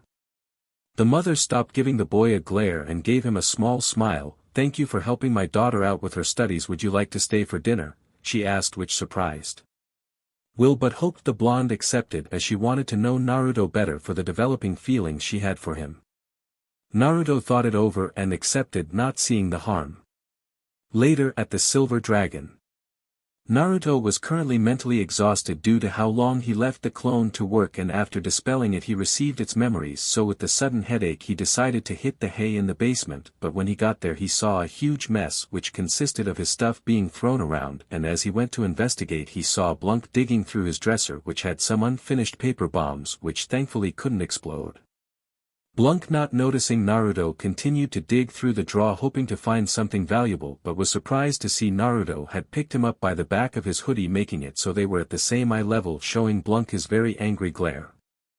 Naruto, choosing to ignore his anger and frustration, just threw Blanc outside the window which led to the alley so he wouldn't be seen. Blanc groaned, disappointed he didn't acquire anything besides a small black box with red glowing numbers and letters. Naruto cleaned up the mess and went to bed, already having more than enough, but failed to realize his alarm clock was missing. 8:30 in the morning. Naruto opened the door to kitchen and saw Yen-Lin cooking and went up to her to see if she had made breakfast. "Naruto, what are you still doing here?" Yen-Lin asked, wondering why he was still here. "What are you talking about?" Naruto asked, not knowing what she meant. "Naruto, you do know it's 8:30, right?" she told the teen, who now had a look of surprise as he looked to the clock on the wall and saw it was that exact time, so he rushed downstairs and noticed his alarm clock was gone, and knowing who the culprit was, he got dressed and ran past Yen-Lin in a blur of speed. Few blocks from the school. Naruto was running through the streets thinking of ways he torture the Pauling. He didn't notice he was on a direct collision with the Earth Guardian, who was directly in front of him. Crashing into the Guardian, the two tumbled into the pavement. "I'll watch where you're going, you Naruto," Cornelia was saying angrily until she realized she was talking to her male friend. "Oh man, Cornelia, I am so sorry. Are you alright?" Naruto said as he quickly got up and helped her up off the ground. "It's alright and I'm fine, thanks for asking," she said, brushing off the gravel from her cloths, and remembered why she was in a rush. CRP Community Service Day, the board. "Oh man, I'm so screwed," she said, rushing towards the school with Naruto running right next to her, running at a slower pace than what he was used to. "So why are you running late?" he asked curiously, seeing as they had nothing better to do than run to school. "My bratty little sister messed with my alarm clock. What about you?" she asked, curious as to why the whiskered teen was late, as he was always on time to school, much like Terene. "Well, our resident Pauling stole my alarm clock, so I overslept," he said, remembering all the times he overslept and was late to a team meeting. "That's Blanc for ya," she said with a smirk, thinking it was kinda funny. Naruto would have said something if they didn't reach the school just then, and as they brushed past other students they saw their friends in the distance. Cornelia, like where have yo dash Elian was saying until said blonde ran past her, running straight to the sign-up sheet. Cornelia was reading the jobs that were left and saw that they were sewage cleanup, pest extermination, and child care assistant. The last one got Cornelia's attention and saw that another person could sign up and knew that Naruto needed a job to sign up for and thought he could help her. "Naruto, why don't you sign up for the same job as me?" Cornelia said, really wanting his help. Naruto looked at the job and thought he would actually like to do it since he had great time with kids like Konohamaru or Inari. Cornelia squealed in joy, happy to have Naruto help her out, unaware she was getting a jealous glare from Will. Sheffield Elementary, an hour later. "Children, this is Cornelia and Naruto," the teacher said, introducing the two blonde teens to the rowdy and chaotic children. "They have behavior issues," she whispered to the teens, getting Cornelia to frown and Naruto to chuckle, thinking these kids were tame compared to how he was at their age. "Cornelia and Naruto are gonna read to you. What book have either of you chosen?" the teacher asked, really hoping they had a book since all the ones in the class were damaged. "The little sister who from today on wish she had never been born," Cornelia said angrily, sending a glare towards her little sister, which got Naruto's attention, seeing as he remembered the little girl from their brief meeting at her and Cornelia's house. The young blonde girl noticed him and quickly remembered him. "Hey, I remember you," she yelled, running up to the blonde. Naruto smiled, getting on one knee so he would be somewhat close to her level of height. "It's nice to see you again, Lillian," Naruto said, holding out his hand to the little girl, who shook it. "So are you Cornelia's boyfriend?" Lillian asked, making both blonde teens to blush a very bright red.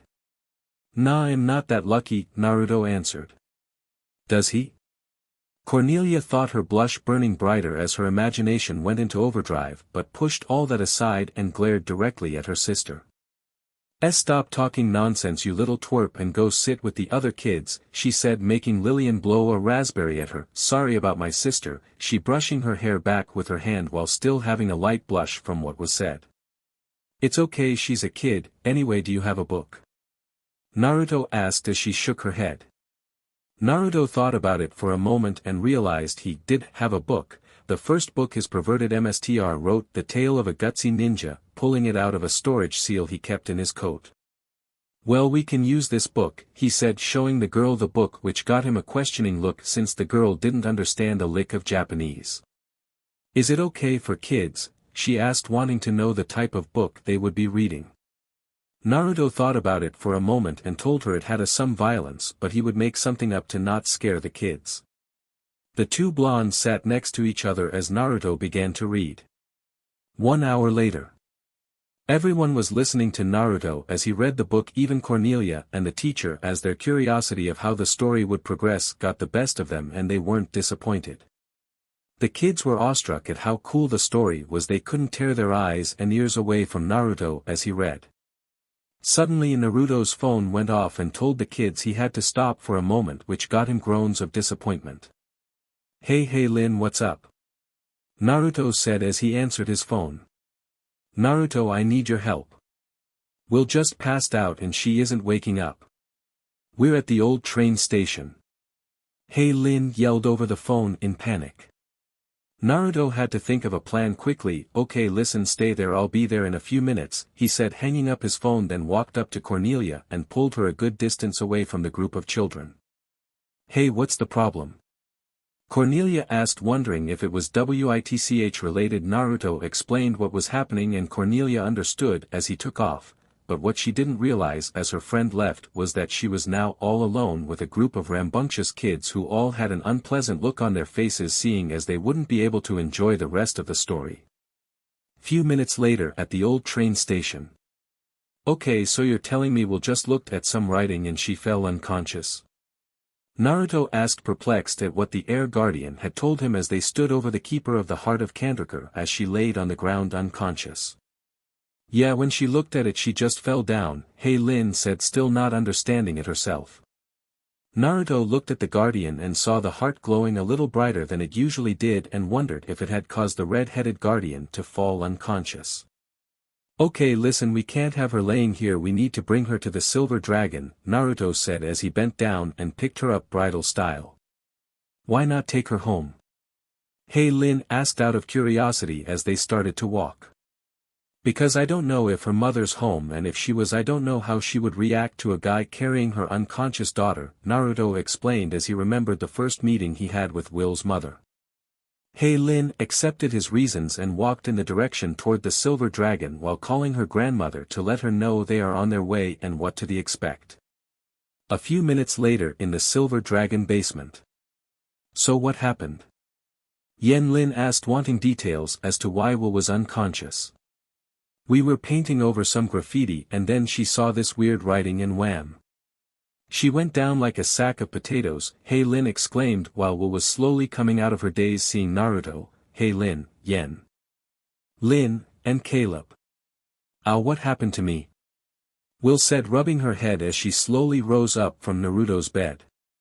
I think it was the heart, Naruto said, which got strange looks from the two women. Why do you think that? Yen Lin asked, curious how Naruto came to that conclusion. Well, Hey Lin saw the weird writing on the wall and she didn't pass out, so I think the heart was trying to translate it and Will couldn't handle it and her brain crashed from not being able to process it all, Naruto said, explaining his theory, which shocked everyone at how well thought out his theory was. Yen Lin, coming out of her shock, couldn't help but agree with him since there were no other theories on why Will would pass out. Then got back on task. This writing, what did it look like? She asked, thinking she maybe be able to point the group in the right direction. Oh, I copied it, Hey Lin said, showing a perfect copy of the letters from the wall in orange paint which was given to her by Naruto. These letters are not from this world, she said, having a sense of familiarity looking at the letters. I've seen this writing in Castle, but I can't read it, Caleb said as he remembered similar writing in the library during one of his many break-ins to Phobos Palace. Naruto was about to say something, but the door opened, revealing to be Irma and Terene, who didn't look too well as they walked down the stairs. Where is she? Is she all right? Irma asked, her voice sounding funny from all the glue she and Terene licked. I'm fine. What's wrong with your voice? Will asked, curious as to why her friend sounded the way she did. We've been licking envelopes, Terene said, sounding just like Irma. Aren't you supposed to use those sponge tongues? Hey Lin said, causing Irma and Terene to send the other a look as they both wondered if they were the only people to not know about sponge tongues. I know who can translate this, but we'll have to visit the Infinite City, Caleb said as everyone nodded ready to leave. Naruto had an idea of who Caleb was referring to and chose to say nothing on the off chance he was wrong, but his mind wandered as he looked to see Irma and Terene struggling to move their lips from all the glue they licked, and suddenly had an idea to help which he planned to carry out as he grabbed the hands of the two girls' hands and brought them upstairs to the kitchen, leaving everyone in the basement looking at each other wondering if they knew what he was gonna do with the water and fire. Guardians. Hey, what's the big idea? Irma asked, not liking being dragged around while still sounding funny. I think I can help you with your UGG situation, he said, not knowing how to refer to the glue in the two girls' mouths. Really, how? Terene asked, not wanting to suffer from the stickiness in her mouth any longer. Naruto got a small pot and filled it up with water and gave it to Terene, who looked confused as to why he had given her a pot of water. I want you to use your powers to heat up the water and try not to make it too hot, Naruto said, wanting the girls to take every opportunity to increase their powers in their human form. Terene didn't know why he wanted her to do it, but did it anyway by using her powers to heat up the water without touching it or the pot. Okay, now that that's done, Irma, you and me are gonna use our powers over water and put it in yours and Terene's mouths and absorb the glue, he said, explaining how it would work. Irma nodded and closed her eyes as she and Naruto focused on making miniature spheres from the water in the pot. Irma had made a decent sphere which was distorted then from how it would usually be if she was in her guardian form. Naruto's sphere on the other hand was surprisingly better than Irma's due to all the training he had done to improve his control over the elements. Irma had put her sphere into a reluctant Terene's mouth and Naruto his in Irma's, and after a few seconds the spheres gathered all the glue and were pulled out of the two girls' mouths. Irma and Terene felt the inside of their mouths with their tongues and felt no leftover glue and let out a sigh of relief as they no longer had to suffer from the glue that was once in their mouths, making them sound the way they did just moments ago. Irma suddenly rushed Naruto, holding him in a tight embrace while holding up one of her legs while she said, "Thank you." Repeatedly Naruto returned the hug, telling the girl she could let ease up on the surprisingly strong hug, but when she let go he was then embraced by the usually shy Terene, who was blushing as she gave him a soft gentle hug as a way to show her appreciation for his help. This surprised the two as they had never actually seen the girl do something like hug someone out of nowhere. After the hugging was finished they returned downstairs to the basement to see that everyone was still there, talking about going to the train station where the writing was found, since they all thought a portal might be in the area and decided to head there while agreeing to call Cornelia as they left. A few minutes later at the old train station.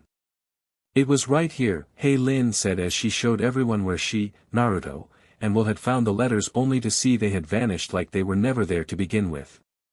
Terene was looking at Cornelia curiously as she was rubbing a black crescent moon mark on her right cheek and a gold star on her left cheek. What happened to you? Terene asked, curious why her fellow guardian looked the way she did. Cornelia just stiffened when she remembered all the horrible things those kids did to her when Naruto left. They acted like animals. After Cornelia's brief flashback she shook her head and told Terene not to ask.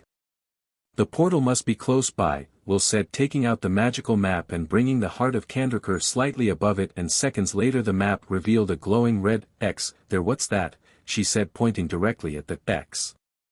Everyone looked in the direction of the tunnel and walked into it so the girls could take on their guardian form. After a bright performance of colors and light the group of friends continued walking through the tunnel until they reached the portal. Irma walked up to the portal and put half her arm through it while getting a rush of energy from the tear. In reality, do you know what David Copperfield would pay for this? She said until Naruto pulled her arm back to their side of the two-way portal. What's the deal? She said, not liking that he ruined her fun.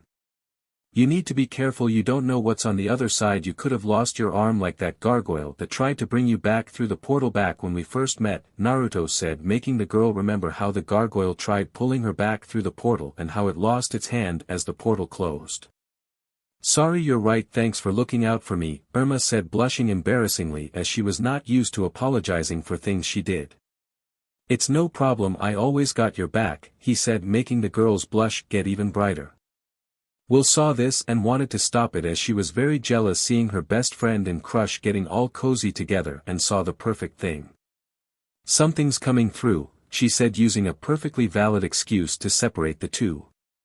Everyone got a good distance away and prepared for whatever vile and dangerous creature decided to come through the portal. Water!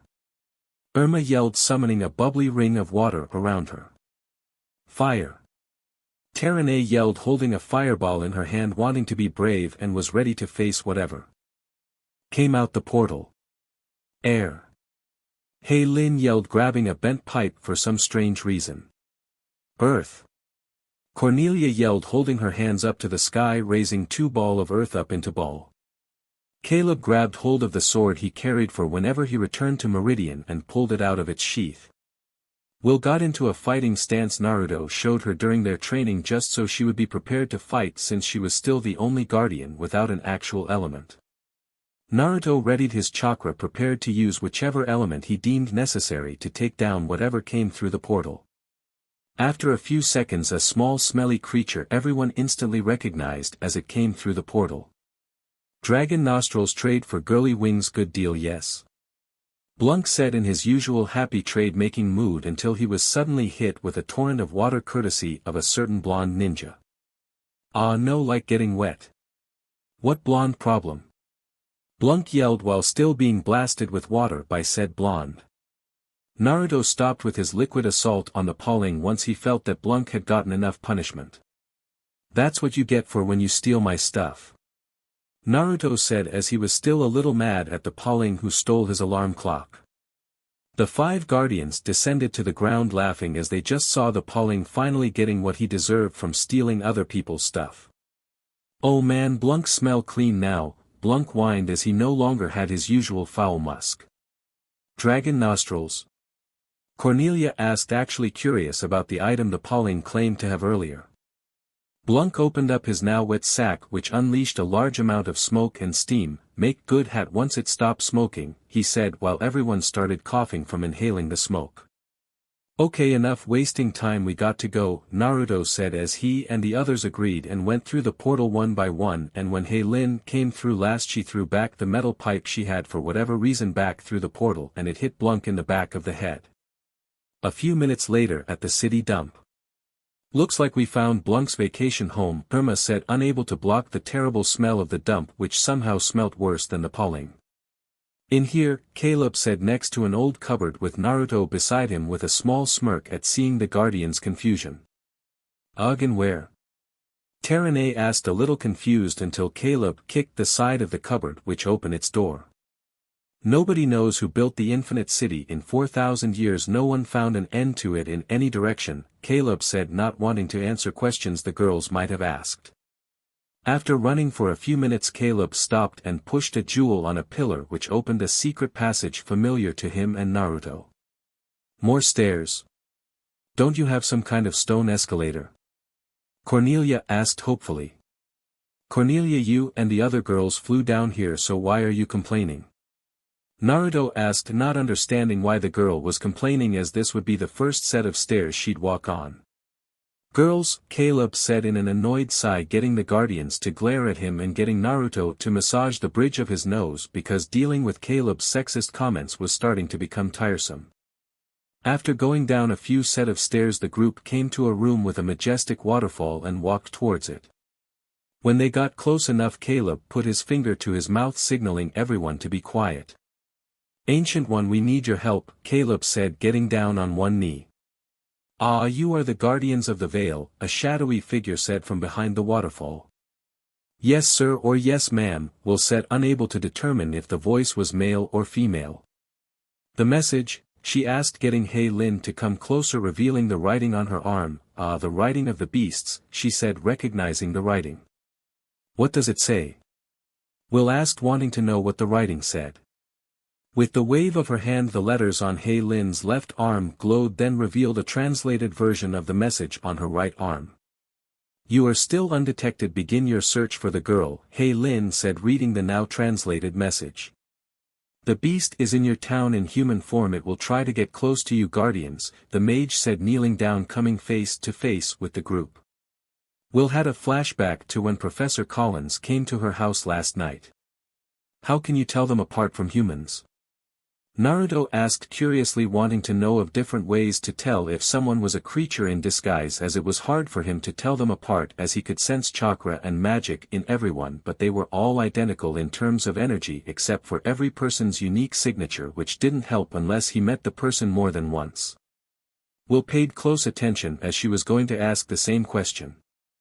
Touch a beast with the heart of Candrakar and it will show its true form, the mage said, putting her hood on and slowly going back inside the waterfall. Naruto let out a sigh, as now he would have to find his own way of detecting creatures, as he had to figure it out with his Rinnegan, which he only had minimal knowledge of, even with the fox's own knowledge, which also wasn't very much. Coming out of his thoughts, he noticed that Will was behind the group, so slowing his own pace he walked next to the girl, putting his hand on her shoulder, surprising her as she didn't notice him walk up to her. You alright? He asked, wondering what was wrong with the red-headed guardian. I don't know, I think I might know who the creature might be, she said, getting Naruto to raise his eyes in surprise. I'll tell you and others when we get back, she said, not wanting to repeat herself, getting a nod from Naruto in understanding. Later at some diner. You're serious? Professor Collins? Irma exclaimed, surprised as she was shocked by her friend's claim. He's like too boring to be evil, Cornelia said, not really believing he was a creature. Who is this Collins? Caleb asked, not knowing who the person the guardians thought was the creature. Will's history teacher, Terene said, answering Caleb's question. We know for some reason Phobos is looking for a teenage girl in our town. What if it's me? Will said, getting weird looks from the other girls. Okay, why do you think it's Collins? Naruto asked, not really convinced, but couldn't deny the girl had some valid points towards her claim, like how Collins started the day they found the letters. He came to my apartment last night, Will said, getting the others to look at one another. For what? Naruto asked, wondering why the new history teacher would go to Will's apartment specifically. He came to give my mom notes from the last PDA, she said, getting blank stares from everyone. Say I'm one of his scouts. How do I get close to Earth girls? Will asked the group, wanting everyone to hear her out and follow her train of thought so they wouldn't think she was paranoid. Become a box of donuts. Hey Lin said, getting weird looks from the others as they wondered what she was thinking. I get a job as a teacher. Will said, slamming her hand on the table, getting everyone's attention back on the current issue. Oh wow, and then check out my possible targets one at a time, Terene said, thinking Will might be right as she remembered Collins checking in on her and Irma. But if he's from Meridian Caleb was saying until Will interrupted him. Okay, my mom's attractive in a funky old person kind of way, but unless he's an evil beast, why else would Collins talk to her? She asked, not understanding why Collins was interested in her mom and felt uncomfortable that her mom was dating. How does Collins know enough Earth history to teach it? Caleb asked, wanting the girls to think this through and confirm all the facts and make sure there weren't any missing details. And it would explain why he made Community Day earlier, Cornelia said. To separate us and watch us one at a time, Irma said, finishing Cornelia's sentence, and remembered him coming to check on her and Terene. We should follow him. Hey Lin said, suddenly getting up ready to hunt down Collins.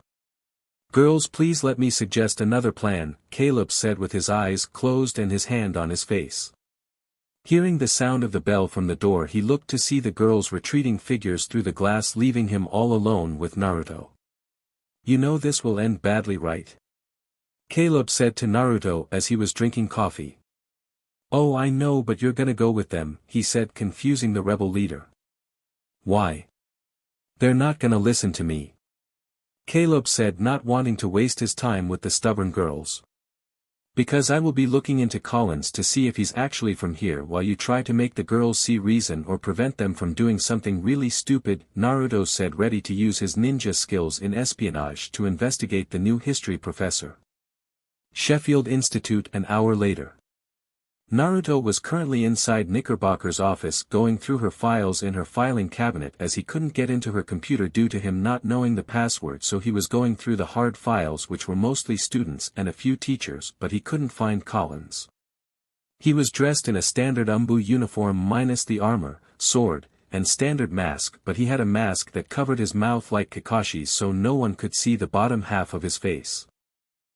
Maybe his file hasn't been transferred over yet, Naruto thought, using logic in why Collins' file wouldn't be there, not wanting to see it as a reason that he would be a creature. Hearing the sound of footsteps, Naruto rushed over to window and jumped out through it and closed it as he didn't want to be caught by whoever was coming by the office. Okay, let's see if there's any information in his classroom, he thought, picking the lock to the window of the professor's class. His desk drawer didn't contain much information about himself, but he did see his file along with the girls, so deciding to take a look he saw that his grade was a B+ from the work the substitutes gave him and was happy his work was paying off. He looked through the girls and saw both Terane and Hei Lin had high A's while Cornelia and Irma had an average B, and finally Will had a D+. Looking at that made the ninja feel sorry for Will and wanted to help her, seeing as how they already study together. Putting the files away, he looked on top of the desk and saw a sticky note with today's date. It said, 1. Get glue. 2. Go to pet store to get crickets, Mr. Scales. 3. Give Susan the notes from the PTA tonight. Okay, besides the crickets this seems pretty normal, he thought while putting everything back the way it was and left through the window he entered through. Okay, I'll go over to Will, see if she's home and tell her Collins might not be the monster, he thought, using a quick transformation to make it look like he was wearing normal clothes. You know, you might not need to use hand signs for your clones or transformations, right? The fox said mentally to his host, surprising him as the fox rarely talked to him outside of training. I thought about that too, it's just not sure how to do it, Naruto thought as he walked to Will's apartment. The fox let out an angry sigh as he himself didn't know either, but he had some theories with what Naruto's Rinnegan might be able to do, but so far it could only close portals and reveal portals on the old map. The fox remembered Nagato opened a portal with his Rinnegan, so Naruto could as well if he knew how to practice it. Not hearing from the fox, Naruto made his way to Will's apartment, knocking on the door. He heard someone coming, and when it opened he was face to face with Will's mother, who was wearing makeup and smelled like perfume. Oh hi, is Will here? He asked the girl's mother. Susan wasn't expecting to see Naruto this late in the day and was hoping it was someone else. Oh, no, but she'll be here soon. Are you here to help her study again? Susan asked while inviting the blonde inside. Yeah, just trying to help a friend out, he said to his friend's mom. Well, I appreciate you helping out my daughter, she said, giving the teen a smile, then remembered the dinner she and her daughter had with him. Flashback. It started out okay, he enjoyed her cooking, which surprised both Will and Susan, so the mother asked him questions to know the boy better as he was friends with her daughter. She asked where he's from, his interests, hobbies, and finally, his parents. Naruto dropped his spoon and had a sad look on his face. Susan looked over to her daughter, wondering if there was something wrong with the question she asked. Naruto took in a deep breath and relaxed himself. My parents died, he said in a sad low tone of voice, surprising the mother and her daughter. How did they die? She asked, thinking she would not like the answer. They were murdered, he said in the same sad tone of voice. Susan didn't know what to say as she didn't know how painful her question would be for the young teen.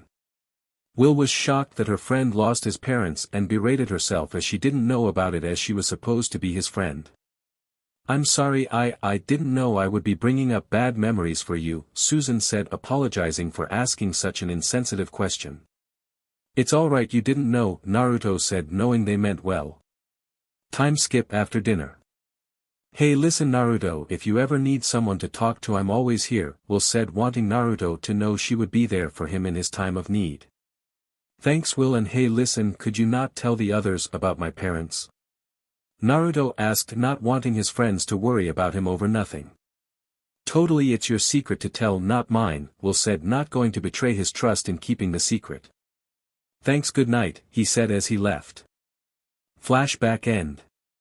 Naruto waited a while for Will to show up, and suddenly he felt a familiar surge of energy outside the apartment.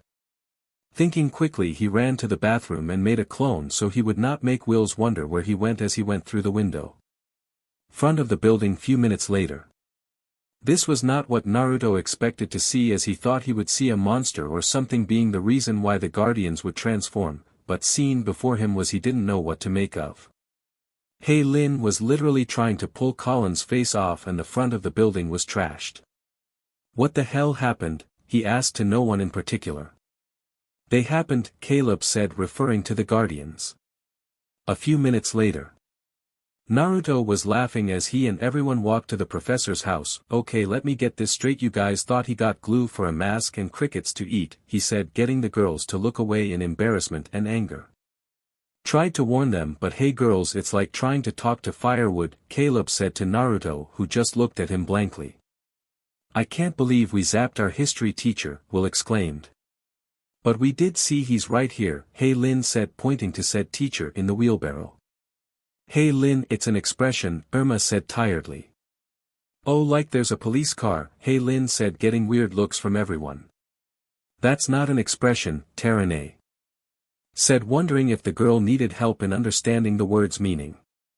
No, but there's a police car, Hei Lin said, pointing to the police car with an active siren.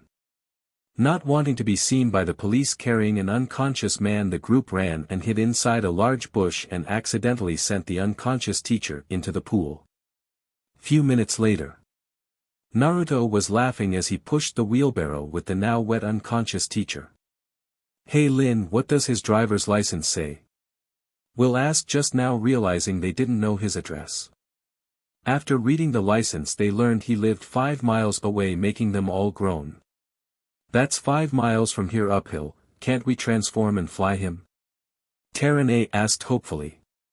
Hey, you're only supposed to transform for emergencies, Caleb said, wanting them to learn a lesson to not jump the gun and do things without evidence or proof. Irma had enough of dealing with Caleb all on his high horse. Well, what do you call pushing a wet unconscious man up a hill in a wheelbarrow at midnight? She said, accidentally hitting the wheelbarrow, knocking their teacher down to the ground. Sorry Naruto, Irma said apologetically as he shrugged, not really bothered, as he put the man back in the wheelbarrow. Unnecessary if you'd listen to me, Caleb said with his eyes closed, trying to ease the stress he's suffered by dealing with the girl's insanity. Okay, enough, listen, we got no time to waste, so will you and the girls transform, Naruto said as he was tired of dealing with this. After the girls transformed, Hei Lin, Cornelia, and Terane picked up one of Colin's limbs. Hey Naruto, want me to give you a lift? Will said, brushing her hair back as she blushed. No, it's okay, I might be a little heavy for you to carry and Caleb doesn't know how to get there, he said, getting Will to look down, but understood his reasoning.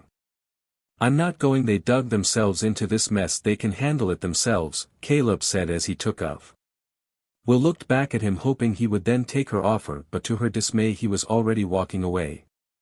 Okay, I guess I'll meet you there, Naruto said, walking up a wall and jumping rooftop to rooftop. Half-hour later. What happened to him? Naruto asked, wondering why Collins looked even worse than when he left him. We might have dropped him, a couple times, Cornelia said as she and the others were embarrassed. Forget it, let's get him upstairs, he lives on the 7th floor, Naruto said, checking the list of apartments when he got there. As they entered and transformed back to normal, Naruto convinced the girls to take the stairs as they might run into someone in the elevator, but he was the one who carried him. When they made it to the top they entered his apartment, which wasn't that bad. Naruto placed him on a blue recliner. Ah, he looks so peaceful, Hei Lin said, looking at the unconscious professor. He should have 5 girls zap him unconscious and thrown to dogs more often, Irma said, making Naruto look at her questionably as he couldn't tell if what she said happened or was even true. Cricket mystery solved, Mr. Scales, Terane said, reading the lizard's name plaque on its cage. If anyone tells Caleb he was right about this, they are out of the group. Irma said, not wanting to fuel the annoying rebel leader's ego. What about him? Cornelia said, getting Irma to glare directly at Naruto almost as if she was trying to bore a hole into his very soul.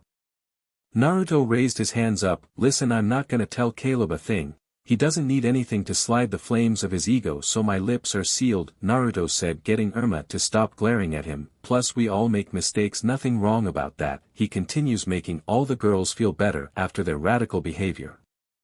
Okay, we locked the door, fly out the window, have his car towed, and tomorrow we'll put the papers in his desk. He'll think he dreamed it, Will said, coming up with a quick plan to make the teacher believe it was all a dream.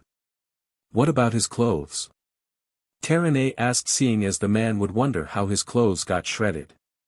Sprinkle them with crickets and release the lizard so he thinks Mr. Scales ripped them up, Cornelia said, holding a bag full of live crickets. Ah, that's crazy, do it, Will said, wanting this to look as convincing as possible. Naruto reached into the lizard's cage. Due to Cornelia being too afraid to even touch the reptile, he placed it gently on the teacher's lap and sprinkled some crickets so the lizard would do his part. After they all left, Naruto paid a guy to tow Colin's car back to his place so he would think he went home. Next day, history class. Naruto was paying close attention with Collins cause he wanted to be sure of what the teacher remembered or believed. Seeing Elian walk in, he waved to her but saw her stop and asked Collins if he was alright. He was relieved to know Collins believed he dreamt of being attacked by evil fairies and thought his lizard tried to eat him. Everyone was relieved but couldn't shake the bad feeling they all felt, as now they had to keep an eye out for whoever the beast might be. Later at lunch.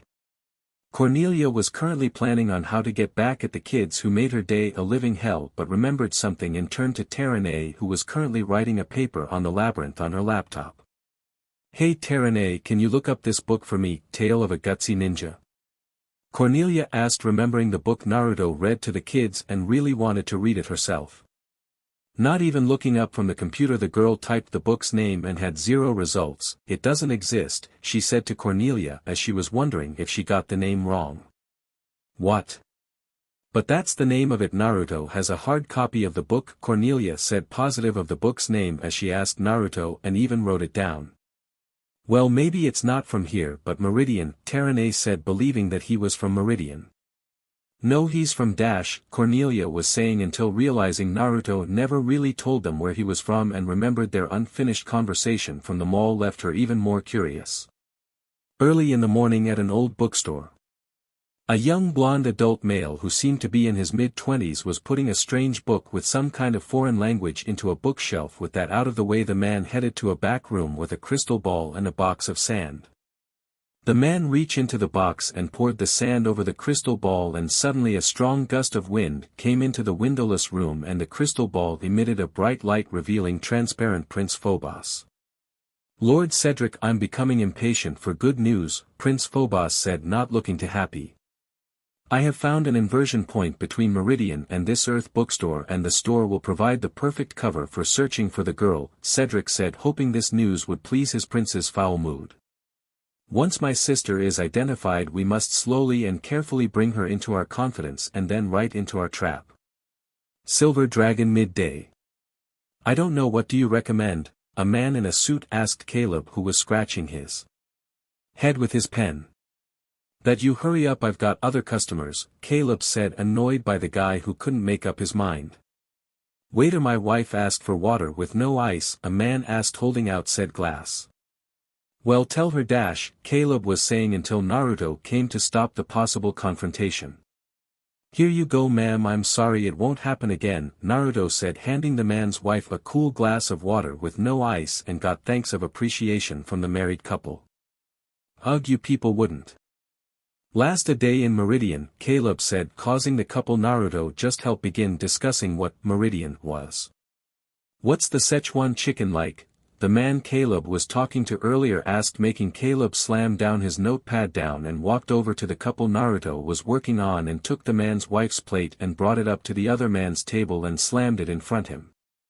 It's like this, but there's more of it, Caleb said, until Yen Lin came and dragged Caleb to the back. I'm so sorry about my friend, he's new, Naruto said nervously, as he didn't want the couple to think all the staff was like that or leave a bad review that would hurt the Silver Dragon's reputation. It's fine young man, and here for your troubles, the man's wife said, handing him a $10 bill for his great service. Naruto took the tip and thought he would give Caleb a freebie on being a PP since he got such a good tip. Naruto took care of a few more customers and was gonna take a break but was stopped when Yen Lin asked if he could go check up on Caleb as he was downstairs for a while. When he got there he saw Caleb was actually doing his job correctly but noticed Blunk climbing the pipes watching the printer in fascination. "Oh, how it do it?" Blunk asked, wondering how it made the same thing over and over.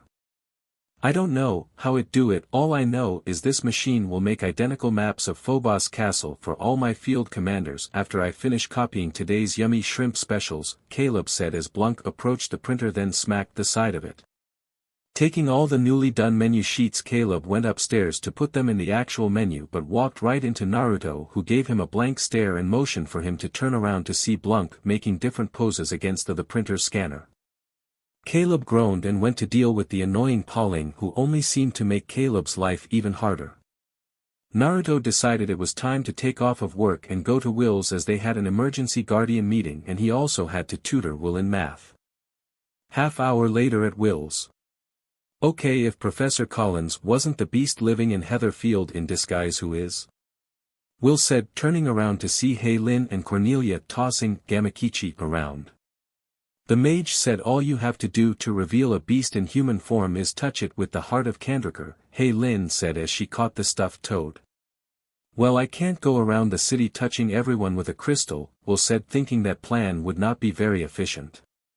"Even if by some miracle that plan worked, how will you explain a creature appearing in the middle of a crowded street?" Naruto said, hoping the logic would dissuade the girls from attempting the less than half-baked plan. "I can't believe he lost my essay," Terane said to no one in particular as she looked completely down and depressed. Naruto just stared at her a while, being little confused as Terane was the one who always took anything guardian related seriously. Looking towards the girls, "Can anyone please explain to me why she's like this?" he asked them, wondering why she was like this. "Our teacher lost her paper and she thinks it's the end of the world," Irma said, not really seeing the big deal since Terane was a straight-A student. "One bad grade wouldn't destroy that." "Which one?" Naruto asked, since all his teachers seemed alright and didn't think they would do that. "I don't remember, he's just a sub, never really paid attention to his name," Irma said nonchalantly.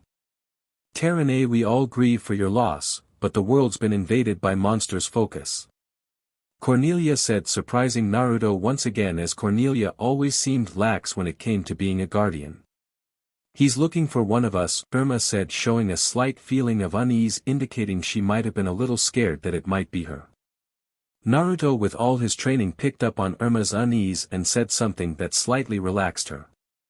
"Phobos isn't searching for you guys, he's seen you guys already, but that makes me curious. He's looking for a girl, and if it isn't you guys then who?" he asked to know in particular, making all the other guardians think about what he said. "What if he's looking for his secret evil granddaughter? I saw it in a movie one time and the girl was like Mondo creeped," Lin said, making everyone else minus Terane not understand what she was talking about. "He lost it, that's the only explanation," Terane said, still ranting about how her teacher messes up, making all the other occupants of Will's room sigh and gasp in annoyance. Hearing a knocking on the door, Will's mom came in. "Hey guys, Will has to study with Naruto, you have to say goodbye." All the girls left as they felt that was her way of saying, "Get out."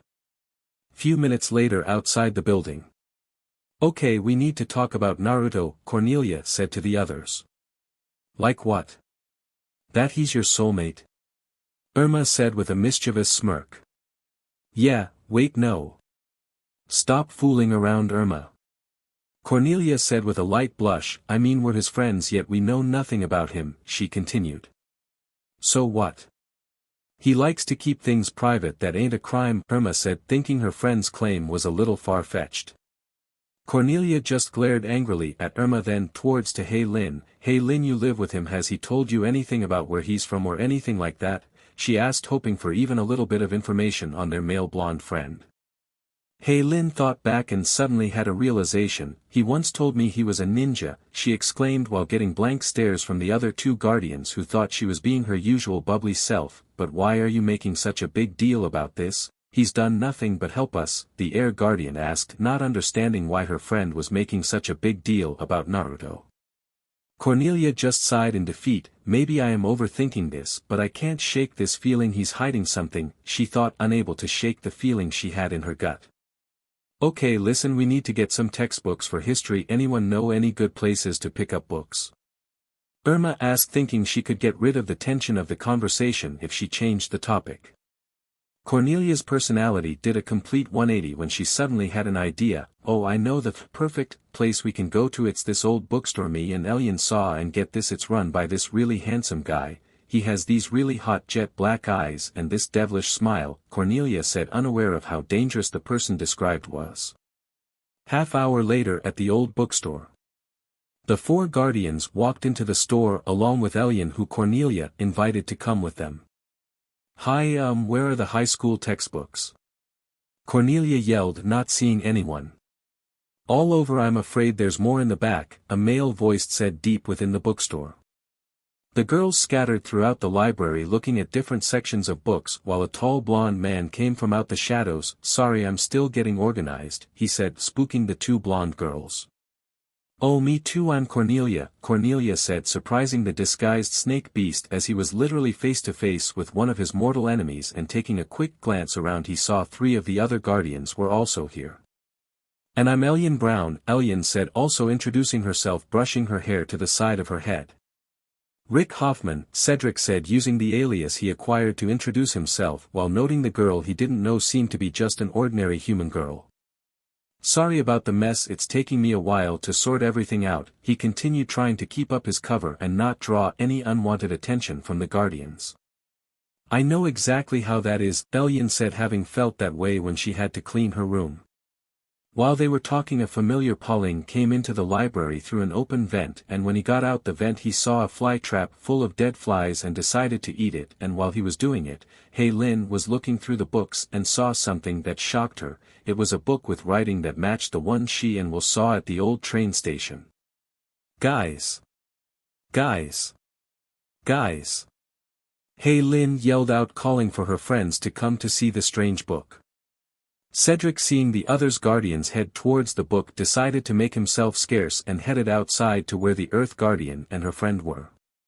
Cornelia, wanting to see what her friends were up to, decided to, well, I better go look for my history book, like it'll do me any good. The Middle Ages are so last week, she said, going inside, leaving Elian alone with the disguised snake monster. Corny, look at the lettering in this book, Irma said, pointing to the book with Meridian writing. I told you to stop calling me Dash, Cornelia was saying until she caught a glimpse of the book the other girls were staring at. It's the Meridian graffiti. Terene exclaimed, shocked at seeing something from the other world right in front of her. I wonder if the writing is the same inside, Hei Lin thought out loud while pulling the book, causing her and the other three guardians to disappear in a flash of light.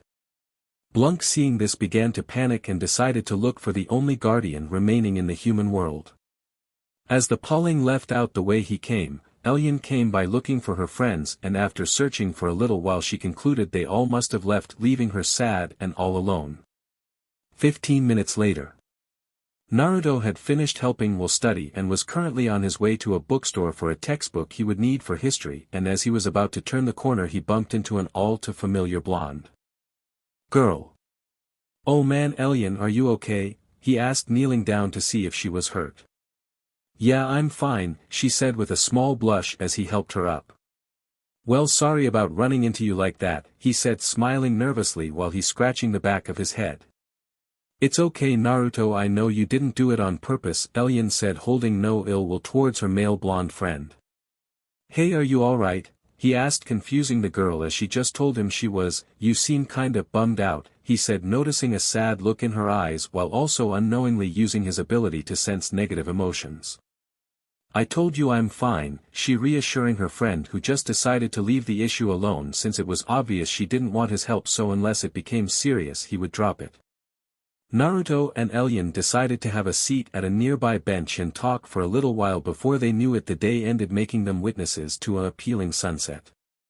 This is nice, Naruto said, unaware of how the mood was set from such a appealing sight.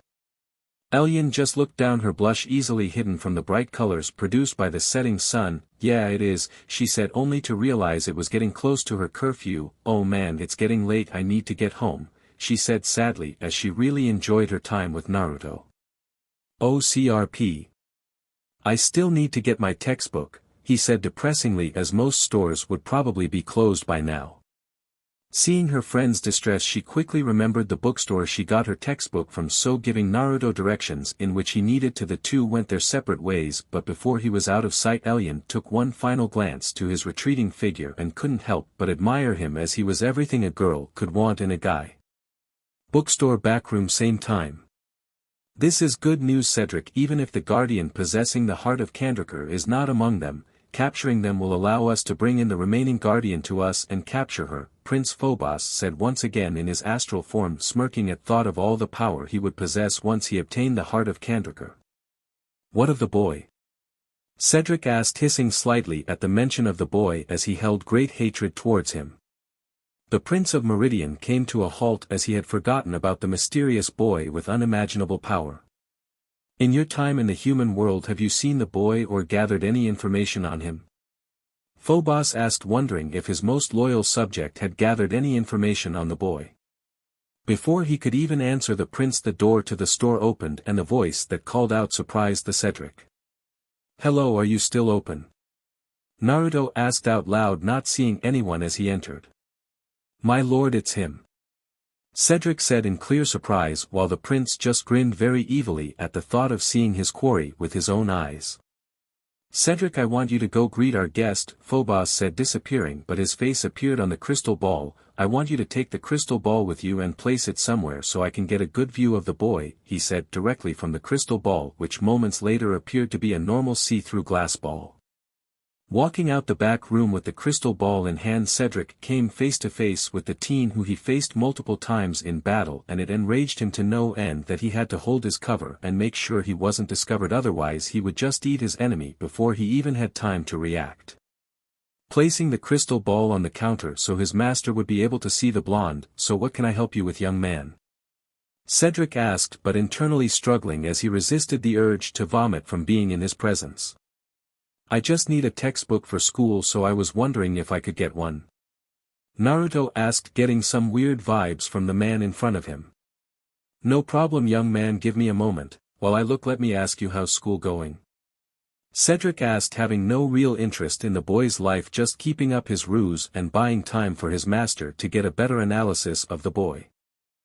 This boy appears to have whisker marks, but he's not from Meridian and has animal characteristics like Cedric does with snakes, but Cedric's are well hidden unless he feels intense emotions, but this boy actually has his animal features, so either he has poor glamour or he isn't using a glamour and he actually looks like that, Phobos thought, as the boy was as close to human as it came to certain individuals who had animal-like forms. He's might be some type of feline, but that doesn't tell me anything important. This boy can use elemental magic, perform impossible feats, all without the assistance of a magical item, Phobos thought angrily as Naruto became more and more of a mystery to him. "So where are you from?" Cedric asked, pretending to look for a book and still not caring, but thought he'd ask a question that would reveal anything important. Naruto had to think of something as he was getting asked that question. Sometimes lucky enough for him, he was good at misdirection. "I'm not exactly from around here, I just moved here," Naruto said, not lying, and not revealing anything.